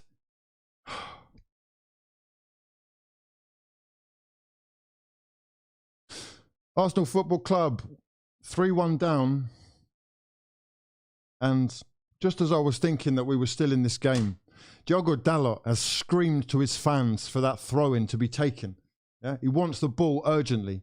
He's gone in to find Cristiano Ronaldo, who's played some tiki-taka stuff. And it is one pass again between the lines that separates Arsenal's whole defence and leaves Manchester United with a 2-on-1 against Aaron Ramsdale. And they have done the sweaty FIFA goal. It's 3-1, and I think it is now all over. 15 minutes left. Mikel Arteta's 3 changes, having not been given a chance to have impact, have actually been torn apart by one simple pass. Who is that by? On the right-hand side. Is it Bruno? It's almost certainly Bruno again. If that's Bruno again, it's an unbelievable pass again. Mate. Well played. Great ball. What a fucking joke that is. How easy they have done that. Unbelievable. And Fabio Vieira's first action as an Arsenal player is to chase fucking Eriksen like a dog and watch Marcus Rashford tap it home from 2 yards out. It is Manchester United 3, Arsenal 1, and I am officially fucking done out here. Great stuff, lads. Well done. You love to see this. Oh, this is going to be so much fun. Wow, unlucky, lads. Good effort. It's a great effort. We've actually tried really hard. 14 minutes left. We've been exposed, though, as Arsenal have proved themselves. Bear? Yeah. Inadequate. Just yet. Moments are what has changed this game, and Manchester United have been the club to chase theirs and capitalise. On the break, they have been clinical. They have split Arsenal into 2 on numerous occasions now with one singular through ball. And, you know, maybe we were kidding ourselves thinking that we would be able to go to Old Trafford and pick up a win. But there was certainly a point available here. And right now, it looks like Erik ten Hag has masterminded the victory for Manchester United, who are now popping the ball around with confidence, although they have conceded a throw in there. Hopefully this doesn't dent the confidence for Arsenal's kids too much, or Arsenal's squad too much, because they have showed themselves to be quite decent in this game, and bar some madness at the back, we're still showing signs. But 15 minutes left. There is newfound quality on the pitch, with Fabio Vieira showing himself to be a twinkle toes master himself. Beautiful croqueta to get past his man. He's won a free kick there, although advantage has been played. Ball out towards Bukayo Saka is intercepted by Malacia as United look to cling on now with everything. And this is going to take one hell of an effort for Arsenal to get back into this game. 3-1 down. It's back to being delusional, isn't it? It's back to fucking convincing yourself that everything is actually fine and we haven't just crumbled at the first real test. There are undoubtedly signs of progression with this side, but you're going to need to take your chances to be taken seriously. And Arsenal go again, looking to do just that. Gabriel Jesus swinging a ball into the middle of the box, looking for Eddie Nketiah, and that is brilliantly, acrobatically cleared by Lisandro Martinez, who is doing the Lord's work there for his side. And looks like he wants a free kick, or is just down and wasting time. Yeah, Marcus Rashford feeling his thigh. We're going to get lots of game management, running the clock down until the full-time whistle does go now. Arsenal with just 2 shots on target out of the 12 efforts that they have managed to muster today. That in itself is part of the problem, I think. Some of those were from quite close range, and you should be expecting them to do better. But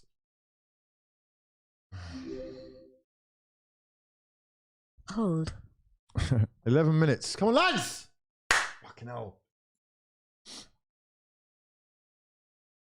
Oh, they're taking the piss now. They brought Harry Maguire on, for crying out loud. Have we got a chance now, lads? Harry Maguire brought on for Marcus Rashford. Oh, no, sorry, for Lisandro Martinez. And Marcus Rashford brought off... Not sure who they've actually brought on in this place. It's Casemiro. Oh, good God. It is back to the wall job for Manchester United now. Casemiro and Harry Maguire on for Marcus Rashford and Lisandro Martinez. And the game has been stopped for like 4 minutes now. What are we doing? What?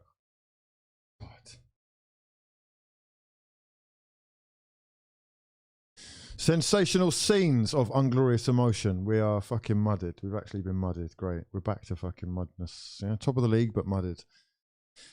Here we go. Arsenal trying again. We go again. We haven't given up completely. Martinez is gone now, but Diogo Dalot doing the Lord's work against Martinelli, who looks tired, and you know he's being outpaced massively there. Great through ball over the top by a crossfield ball. The angle was mad there by Dalot in towards Ericsson, and United happy to play the ball around the back, looking for the open man, keeping possession until it is nicked off of them by Fabio Vieira brilliantly. Here is Gabriel Jesus, cuts inside and goes down under the challenge of Harry Maguire, who is immediately shown a yellow card. Big opportunity for Arsenal for a free kick. It may well be just about too far out. That is hilarious. Harry Maguire has just been completely ignored. The high five. Someone get the clip of that, please. He's taken one for the team there, yellow card. He's looked for a high five from Raphael Varane, who's completely blanked him, and gets on with his day. Harry Maguire's first impact in the game is to get his third yellow card of the season already. 82nd minute of the game. It is going to be a Granit Xhaka free kick from the looks of things. It's probably Granit Xhaka-esque area. He is more than capable of striking the ball from here. Maguire on Arsenal has 12 on the pitch. FFS. This is the moment where everything gets forgotten. You are the man. You can do as you please. Our skipper, please, God, just bury this one. If you smash this top bins, mate, it's actually fucking back on. Let's go, baby. One opportunity. Yeah, one opportunity, bro. Manchester United have 4 men in the wall and Fred blocking the driven ground shot cross come pass. But it is going to be Granit Xhaka's left foot from about 30 yards out. He is got 3 men helping him out for target practice. Here he is. Granit Xhaka have been more has dominant blasted with it straight into the wall. It is headed up into the air and falls at the feet of Raphael Varane, who clears. World Cup and that injuries. is going to be, oh my God. Granit Xhaka has just slipped over the ball and given it to Fred, and Granit! Oh, mate! Cleared by Ramsdale. But my word, it's comedy. It's comedy club show stuff right now.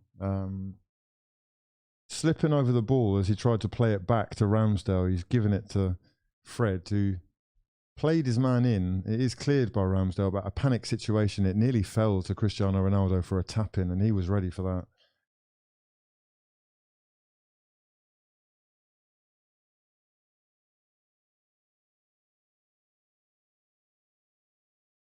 All out wide to Martinelli here. Martinelli has Smith Rowe in pursuit. Smith Rowe playing it to Gabriel Magalhaes. 6 or 7 minutes left in this game for Arsenal to do something, but we're going backwards. We've got Gabriel looking up, tries to go forwards, making inroads with Gabriel Jesus. Jesus looks up, dinks one in towards that ref. Oh my God, he dinks one in towards Eddie, who brought it under control, or at least tried to. He was body checked by Harry Maguire. He's sort of hugged him down to the ground, and Eddie goes down. I mean, he's sort of just in his way. It's not, I don't know. Yeah, it's not a foul. It's fucking hell. Well, I think Arsenal have given a relatively good account of themselves, but 3-1 result it says otherwise. 85th minute, Arsenal still chasing that second goal, chasing one more opportunity at least to get some pride back, to give them some confidence going into the next game. Here is Bukayo Saka taking it down the right-hand side. He's got Takahiro Tomiyasu in support. Fabio Vieira doesn't seem to want it. It's played cross-field by Saka. Beautiful ball. Finds Martinelli. Martinelli going down the line to find himself. Plays it to himself and plays Gabriel Magalhaes in. Strong ball in towards Fabio Vieira with the shot from just outside the box, and it is just over. Fabio Vieira's effort, the first, I guess, the real thing that we've seen from him. Gabriel Jesus laying it off for him. He slices it, and it is just gone over. Not bad. It's not bad effort. He shakes his head in disbelief. But we are going to have a conversation about how clinical Arsenal really are. And we are being punished for not taking those chances today. 3-1 down with 5 minutes left. Marcus Rashford's confidence will definitely be soaring. He is looking like he is back to his best for Manchester United after somewhat of a lull period, having a field day at Old Trafford with 2 goals and an assist to his name. It is actually the first time that he's scored against Arsenal since his Premier League debut in 2016, where he also got 2 goals and an assist. But yeah, none of that means anything to me. It's all fucking 3 huge points for Manchester United at this moment, as Saka has played in over the top. He is into Manchester United's penalty box.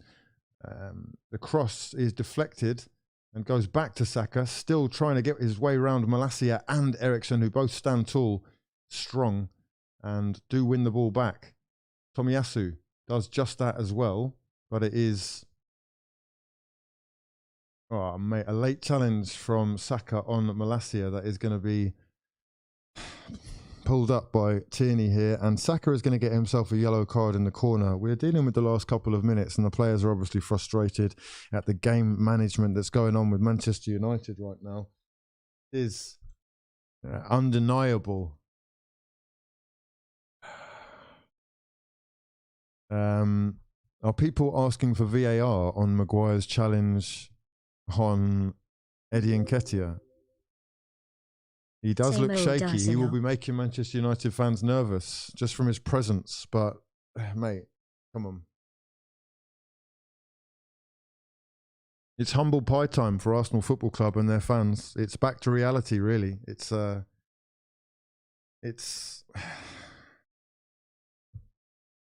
potentially, have you done yourself a disservice by not going into the market? Is that overreactionary? Especially as we have created enough today. Is it just about being more clinical? Could you ask more of the likes of Odegaard, of Saka? Could you ask more of Mikel Arteta and the substitutions? Were they too late? Has he done the right thing? We were immediately punished as soon as those guys had entered the fray. Hey Hugh, how has Fabio Pencil Arms Vieira played? How has Fabio Vieira played? He has had a couple of opportunities. He's given us a croqueta, which shows that he's got twinkle toes ability, but Smoking on that Arsenal pack, beautiful. he's not had much time to have impact, if we're fair to him. 89th minute, we are asking a lot for a new man on his debut for Arsenal to be having turnaround impact on the game at Old Trafford. Bukayo Saka on a yellow card. Some people saying it's not over. Harry Maguire could win it for Arsenal.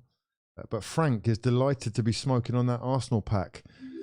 Renison Lowe says same old Arsenal. Maguire and Joe can win F it for says Arsenal. Clarteta in. Let me know your thoughts.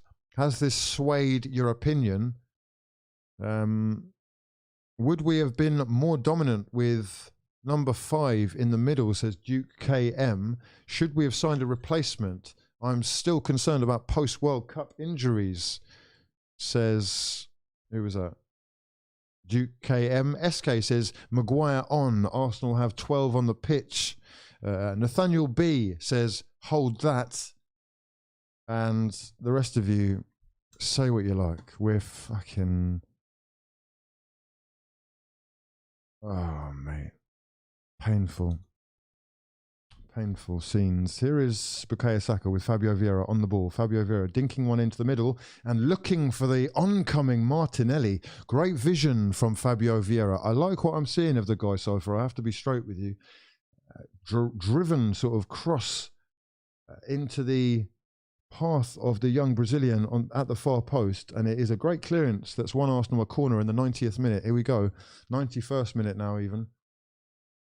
4 minutes of injury time for Arsenal to try and make something happen, but it is a corner, swung in and headed away by none other than Harry Maguire, and Fabio Vieira has sliced that volleyed effort, and he is under pressure now because that ball over the top was looking for the oncoming Malacia. He's done well to head that back into the path of his teammate. It's Gabriel Jesus who takes on a man, had Saka in support, but decided not to use him, and United have managed to get rid of it. Oh, mate, bots. Not now. Pressure. Yeah? Listen, Roscoe, you absolute fucking scumbag. I don't care if we're actually losing to United. If you come onto my fucking channel and act like a right wanker, I will block you from the channel. Do you understand? Sort your fucking head out, you wrong'un. It's a fucking game. Look at the state of you. Look at the state of you. It's reactionary. I won't have it. The Twitter dons are obviously gonna make it seem worse, as well as pundits. We're bound to lose. Some of you need to look in the mirror, yeah? And slap yourselves. You fucking disgraces. Saka down the right-hand side. Still going and still trying, and a touch from Fabio Vieira. And I tell you what, Maguire has been involved in 2 potential penalty shouts now. That one, a great touch from Fabio Vieira. He's gone over looking for it, and it's Smith Rowe with an effort from outside the box. That goes just over. Yeah, look, excuse my French, but anyone who saw that will know what I was talking about. I'm not going to repeat or explain myself. Yeah.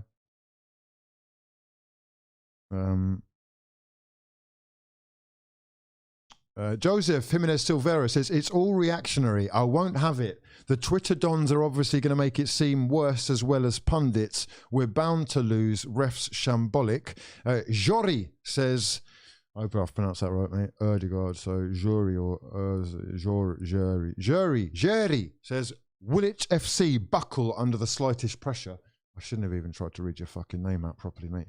Jason McEwen says, in the mud, but we move. Still an unreal position that we're in. Manchester United are going for another tap-in. We've got Bruno Fernandes trying to lay it onto Cristiano Ronaldo, and we are nearly being exposed at the highest level yet again on the fucking counter. Marcus Rashford's brace and assist, the difference between the two sides. But no but. I mean, you get fuck all for but, don't you? You get fuck all for good performances and no fucking results. I didn't care about a performance today, lads. I really didn't. I just wanted a result of some sort from Old Trafford. Even a point would have been fantastic. But this game has perfectly demonstrated that we are two sides of a coin.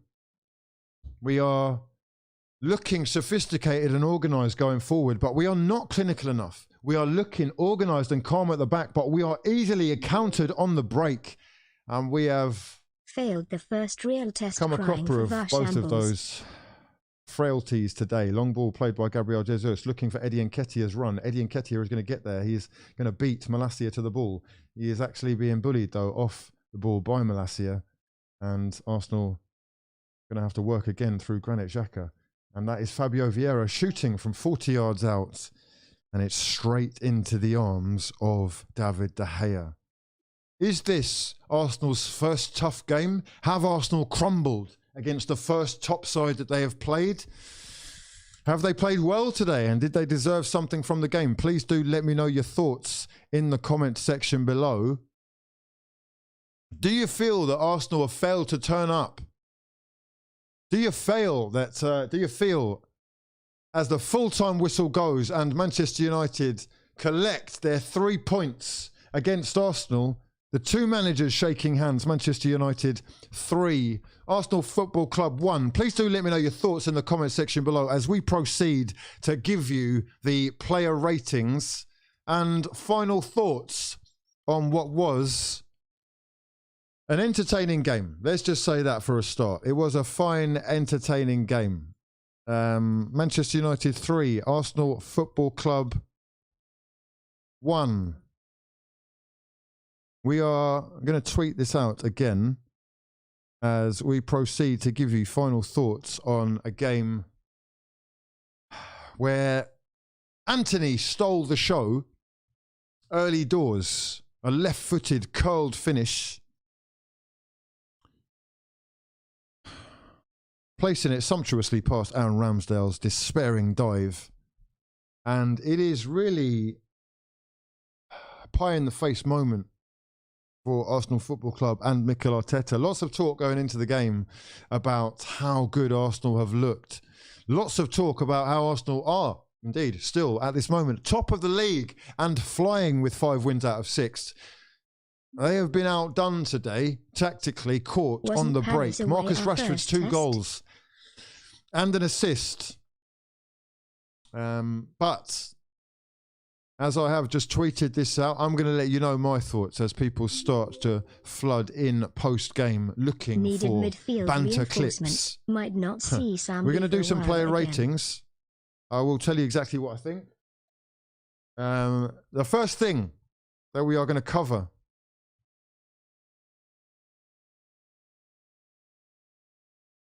is the result. You've got no points. It doesn't matter whether 3-1 is a true reflection of the game or not. The most important thing is getting the result. And by any means, that would have been acceptable today. Have Arsenal been good enough to get anything from this game? They've certainly had moments. I question the finishing of Bukayo Saka, of Martin Odegaard.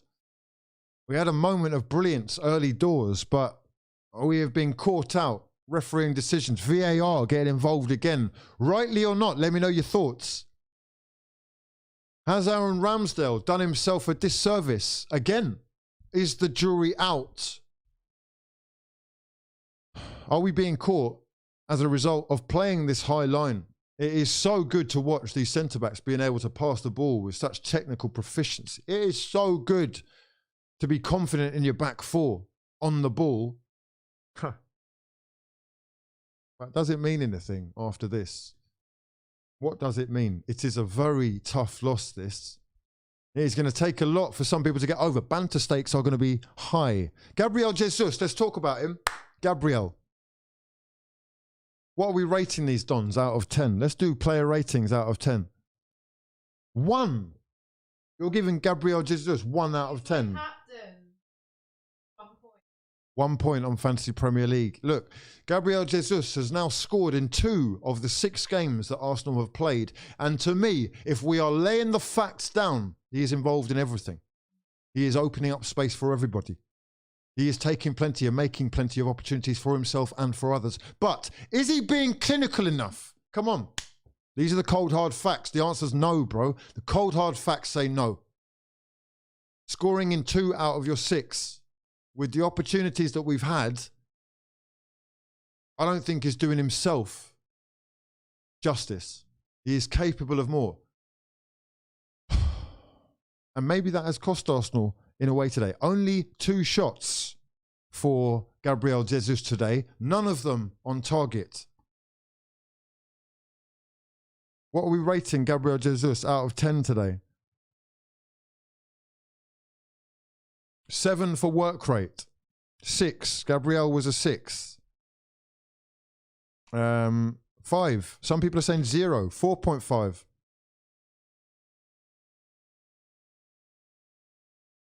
Look, work rate. What? I expect fucking work rate day in, day out.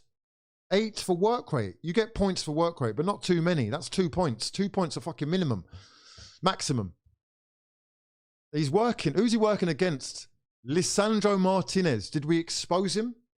Only in the first seconds. And was he really punished? That could have been a pivotal moment. If Gabriel Jesus gets Lisandro Martinez that yellow card in the first moments of the game after that long ball, maybe we see a different battle going on.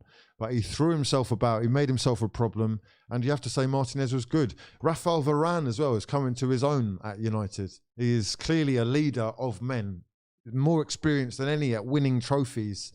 And that is potentially priceless. Jesus, no clear-cut chance. Is that part of the problem?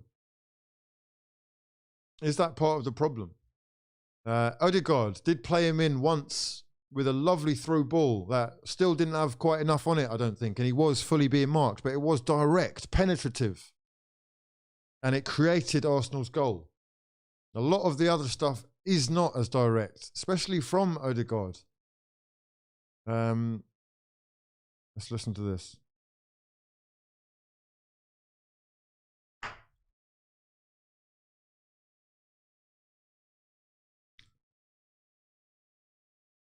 I'm definitely not crying about the officiating. I'm not. I think there will be a lot of people that think that VAR is at fault for how this has gone, but I'm sorry, it's complacency that's got you to this stage. That's what that is. I mean, tactically, you've got to understand that we have sort of played into their hands. You're at Old Trafford, right?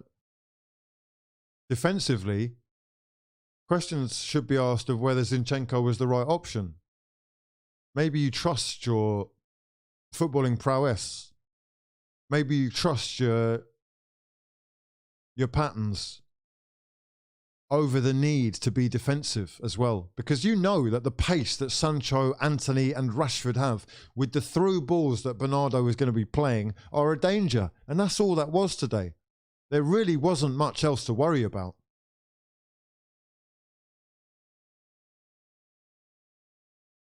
3-1, a huge 3 points that will still see Arsenal top of the table, but things are changing. Manchester United with 12 points from their potential 18 and 4 wins on the bounce. They are officially the most informed team in the Premier League, and under their new manager will be gaining in confidence if they continue with wins like this. I don't think the performance was all that, but this wasn't about the performance. This was about fucking getting down and dirty, lads. This was about those 50-50s. This was about making sure that you took your opportunities once they were given to you, and Arsenal Football Club did not do that. They will learn. They are young. They are going to need testing like this on the biggest stage, and this is the fucking biggest stage of them all. In England, despite where United are, to go to Old Trafford is still a statement, for Arsenal especially. And they've fallen short today. Well short. Well short.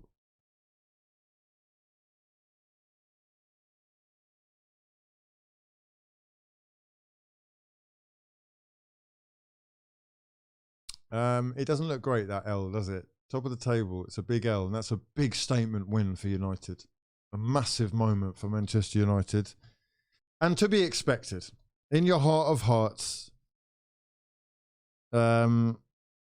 Reese, I guess I owe an apology. I mean, yeah.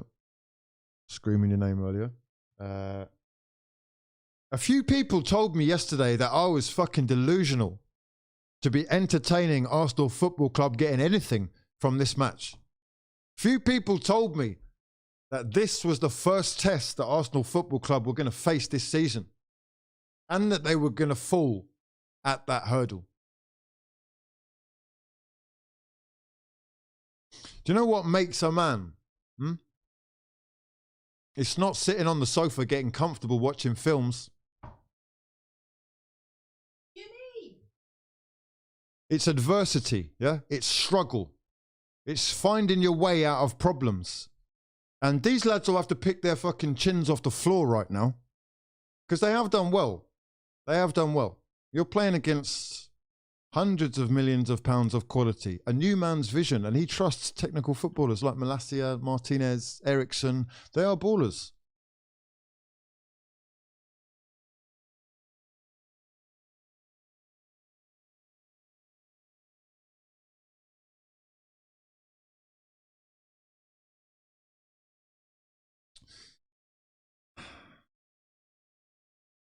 I think a fair result would have been a draw, personally. The way that I saw the game, there were enough opportunities for Arsenal to take advantage and at least pick up a point. I'm going to be fair and say that a draw would have been fair. Right? I'm not going to be that biased. I'm not totally delusional. And I do respect that they have tactically, they've won. They've won. That's why they've got the fucking results. Yeah? The art of war. The art of war. We have been surprised and shocked. Yeah? This is the oldest trick in the book. And Erik ten Hag has utilised the pace in behind with what is the penetrative, direct and risk-taking passing of Bruno Fernandes. And I've got to say, there is a lot of Martin Odegaard's game that I do like. But he could learn something from Bruno, who does take risks and isn't afraid to penetrate between the lines. Odegaard's one real opportunity to do that today has caused Arsenal to score a fucking goal as a result. And I would love to see a little bit more out of it. But I actually think, you know, as a result of taking your opportunities, as a result of having a plan to decimate the phalanx, yeah, which is what they've done. They have pierced holes at precise moments, opportune moments, has to be celebrated as well. And again, it is a huge win for Erik ten Hag, who now has wins over not only Liverpool, but also Arsenal. And that in itself gets him a huge amount of credit. Your firstborn as far as baby managers go in this division, and you are taking to it, what's it called? Like a duck in what? Like a duck to water. I will give credit where it's due. He is dealing with mountains of egos in that dressing room, and he is making them work their socks off because they are really quite a defensive unit right now. The trust in McTominay and the controller that is Eriksen, with some technical ballers at the back, mean they're a different outlet. They're a different side to what they are with Harry Maguire. And you saw in the few moments that Harry Maguire was on the pitch that he creates problems, he creates panic and actually gives the opposition opportunities. I would have loved him to be on from the start. This was going to be a fucking battle, a physical battle, 50-50s. It's like, this is part of the problem. This is part of the problem. It's all fair and game. I'm all here for pretty football. I'm all here for patterns of play. But this was going to be a war, lads. This was going to be 50-50s. Who is ready to die? And who can capitalise at that moment? I hate to say it, but as comfortable as we look on the ball, if we are constantly playing a high line, knowing that they have the ability to stretch you with pace in an instant, then you are asking for trouble. And we've played into their hands by doing that. Not Granit Xhaka's best game in an Arsenal shirt, in my opinion. I think I expect more from a man than just fucking giving the referee jib. There's more to you than this, bro. Slipping all over the place. Past is not all that. I'm not really very impressed. Odegaard, you are more than a facilitator. The onus is on you to take responsibility and risks. I want to see more risks taken, not just you running around fucking trying to die, chasing shadows. That is impressive and part of your 2 out of 10 rating. But I need more. That penetrative pass, even though it was with the right foot, I think, for Jesus, that's the one moment where we've cut inside with penetration. It's massively disappointing. It's actually gut-wrenching to think that Arsenal could have got something from this game, especially having tied up. You've responded brilliantly. Then you start to work. Cling on, bro. Get tactically smart. But no, twice more, we've been exposed in pretty much the same way. And we go into the game against Everton now needing to bounce back instantly to prove that this start has not been just a flash in the pan and the usual Arsenal run that we do go on every year, lads. We have an 8-9 game unbeaten run where Edu and co start coming out and doing multiple fucking interviews and press runs worldwide annually. So for us to be getting overly excited at being top of the table for the rest of the Prem is fucking laughable. That's not to say we should rubbish what we've achieved so far. I really do believe in it.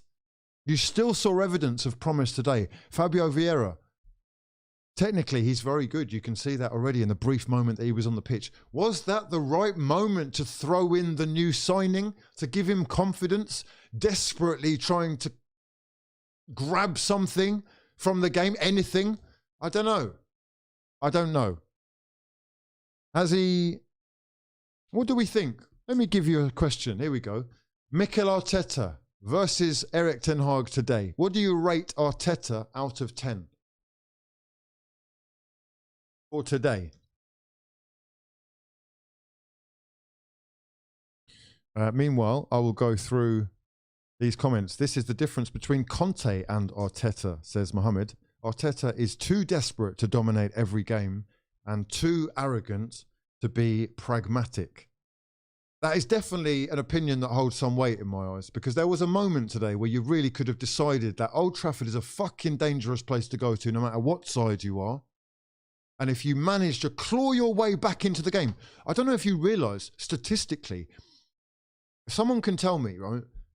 But I know for a fact, I don't actually know for a fact, that's a complete lie, you just made this up in your head, but in my heart of hearts, I've watched a lot of football, and I cannot remember many times when Manchester United have gone 1-0 in the lead at half-time, before half-time, and then ended up losing the game. Maybe they don't even draw many of the games where they go ahead. Someone give me the stats on that, please. Realistically, a point would have been a fantastic result, and you had grabbed it back. So, yeah, look.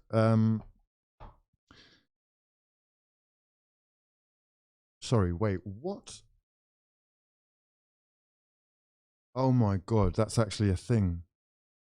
You see? Mate. Listen, mate, I know my fucking shit here. Listen to this. I'm not listening to commentary or anything. I don't know whether you've pulled this stat up because they've said it on the telly, but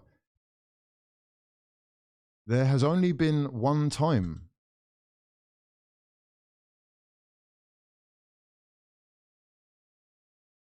it's about 270 wins, 26 draws, and no losses whilst being 1-0 up at half time. Is that right? Can someone actually, hold on, it's been 38 years since United have lost a game leading at half time. This is the point where common sense comes into play, and you have to question it. Statistically, bro, you are up against it. And yes, records are there to be broken, but if you've clawed your way back into a game against United at Old Trafford and there's about 25, how long was there left on the clock once we'd scored? Half an hour left. Bro, it might be time to lock up, you know? Maybe if we get a chance, we get a chance, but maybe just lock up, secure. What did you do as a result? You brought on Smith Rowe, Vieira and Nketiah. You didn't lock up at all. You fucking opened up. And within 30 seconds, they'd scored. These are the questions that I've got to ask. And look, there's no problem with being constructively critical, okay? I want people to stop fucking getting their knickers in a twist and pissing yourselves because we're asking questions. We all want the same thing. I'm just asking, in the 74th minute, is it smart at Old Trafford to have said, do you know what? We're fucking going in. Maybe that is what we need. Maybe we need to be brave and risk it all like that, but it hasn't paid off. And as a result, you're going to get the questions asked. Let me know your thoughts in the comment section below.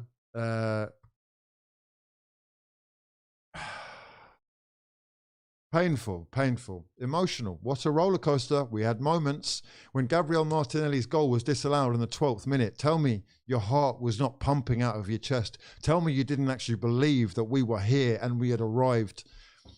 I'm not going to let go of the sort of hope. You can call it let's get delusional or whatever, but I'm not letting go of that. They are going to learn. This is a process. This is not a complete puzzle.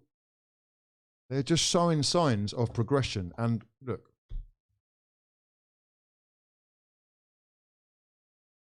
we go again. We actually just go again.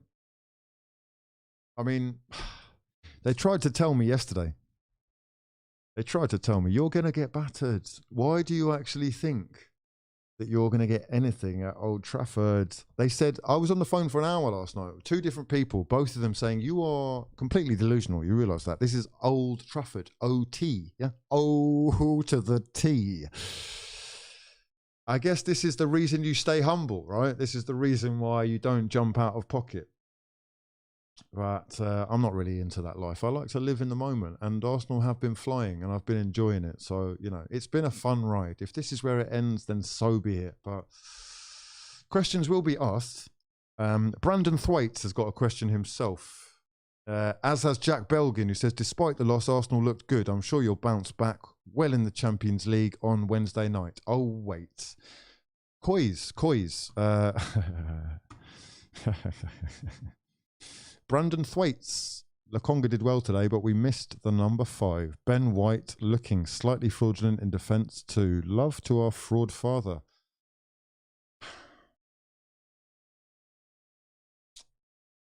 Oh, God. I don't want to open my phone now. That's the problem. The phone is going to be, yeah, it's just, oh dear, look at it. Look. Scrolling, do you know what I mean? Yep. Okay, well, it's been fun.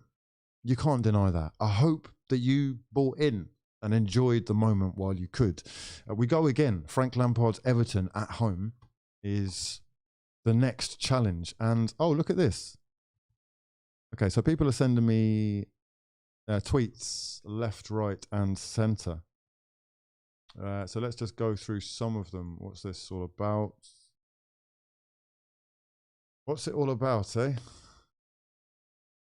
Oh, God, okay, yeah. Okay. Bruno Fernandes has assisted 23 goals in open play in the Premier League, the most of any player in the competition since his debut, more than Kevin De Bruyne, Mohamed Salah, Harry Kane, and Gabriel Jesus. I think it was 2 assists today for him.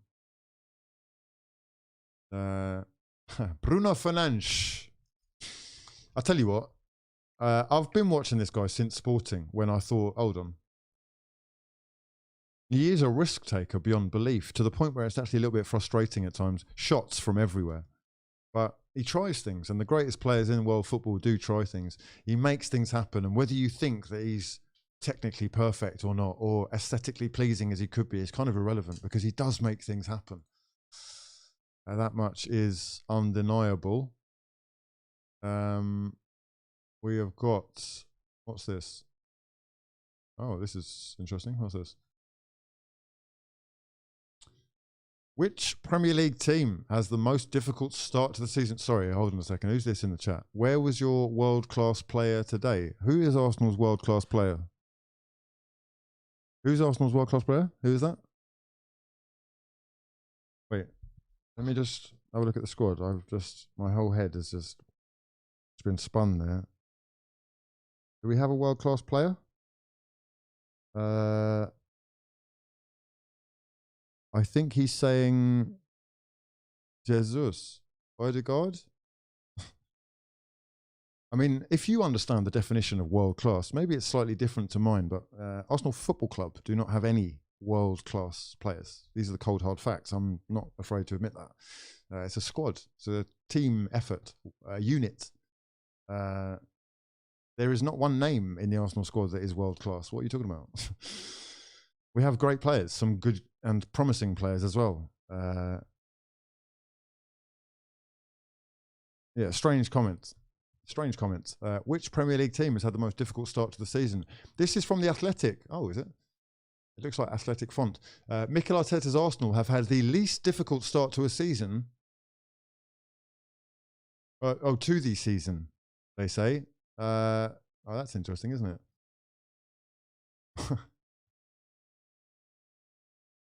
Oh, are we calling Saliba world class? No. Bro, did you watch the game today? This is what I mean about players. He's got great potential to be a world class player. He is far from it at the moment. Come on, bro. This is what I mean about delusional FC. I get it. Let's get delusional. He is a top class defender. I mean, I expect him to end up at a team as a world class player in the international setup on a regular basis. But is he the complete article yet? Come on, bro. Everybody needs to relax a little bit. There aren't many world-class players in world football. I hope you understand that. A world-class player, what does that mean? I guess it's a guy who would start for any team in world football in his position over any other. There are very few people who you can say that about. Very few.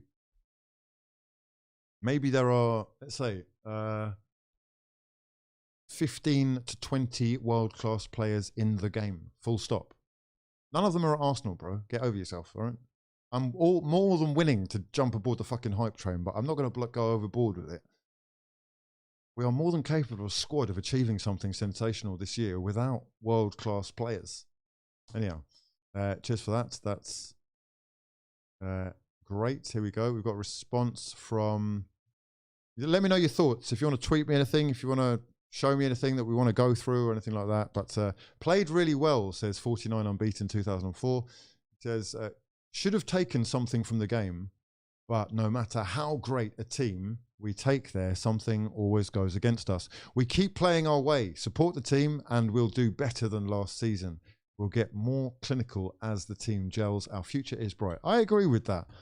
It's being clinical that is key. And I know that people are going to think that I'm pointing the finger here, but fingers have to be pointed where things have gone wrong. You've got to ask questions. And to me, a question is Gabriel Jesus clinical enough? Are we creating enough clear-cut opportunities for the guy? I don't see it yet. I don't see it yet. Right now, we've got a lot of work to do to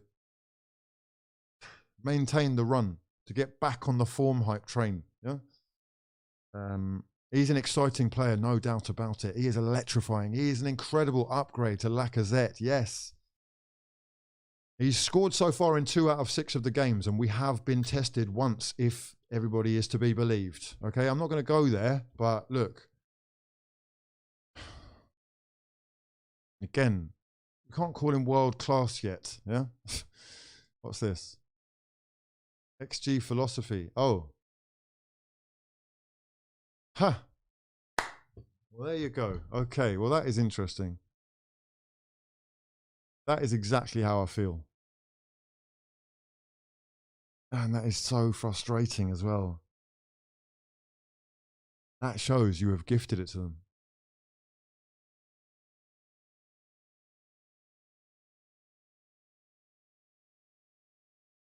That shows you've gifted it to them. Look, this is a huge 3 points for United. And I said before the game, I don't care what kind of performance you put in, because it's going to be ugly. You're going to need physicality on the pitch. You're going to need to be strong enough. We showed fight. We did show fight, but we've been caught napping twice. And it's back to the drawing board. Old Trafford is going to be jumping. Arteta didn't have a plan B, says Fred Stan account. Caught out by own tactics for the last 2 goals. That being said, they played well besides that. Listen, I want to put it to you. Is this what happened at Spurs come the end of last season? We went into that game not needing to lose to secure Champions League football. Have we approached the game in a pragmatic or sensible way, giving ourselves the best chance? I'm not sure that he always does have a plan B. There is a lot of trust and faith in, you know, his ideas. And look, this is what we're dealing with right now. People are going to be throwing this in your face. We played better FC. No one cares. Only you care. What mattered today was the result. And they will learn that. They will learn that. Learning it the hard way, unfortunately. But Young Lek saying, I'm calling Jesus for fraudulence. Dinivel saying, overall, better game than previous years. Sloppiness in the midfield, paving the way for the goals. Lack of urgency on target. Not testing De Gea enough. More shots on target needed. Inconsistency of the referee, not the main cause, but strange decisions. No yellow on Varane or Martinez. Lads, much love to everyone who has tuned in. It's been sensational entertainment. I guess we've been dragged through the mud, but I've thoroughly enjoyed the ups and downs. You know, let me level with you where we are. We've been beaten today. Mikel Arteta's Arsenal put to the sword. First defeat this season, but it is a crucial one. And one where we really have played into the opposition's hands. That much is for sure.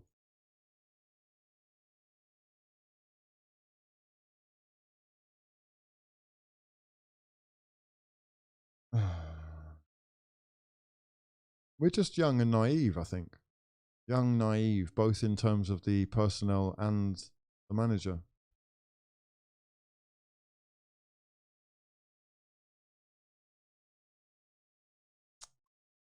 As I say, I hope you've enjoyed the video. The entertainment that the Premier League gives us does not stop. It's action-packed. And we will be back on the 11th for another Arsenal game, but way before that for more content. Let me know your thoughts in the comment section below. Please do smash the hell out of the like button and subscribe to the channel if you are new. We move. Arsenal beaten 3-1 on the day, and this is going to be one of the lasting images, isn't it? Mikel Arteta head in hands after making those 3 changes and Arsenal conceding yet again. 60% possession, but only 1 shot on target. Is that what the stats said? I believe that was what the stats said. Let's just have another look.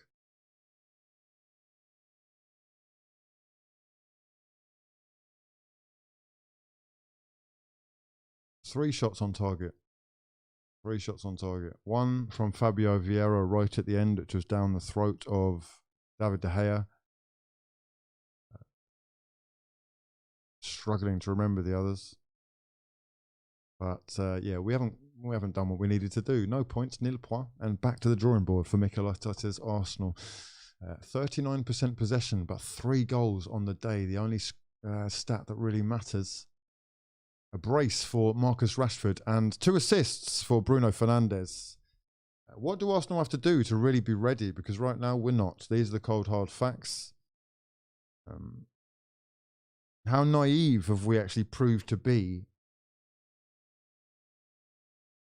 And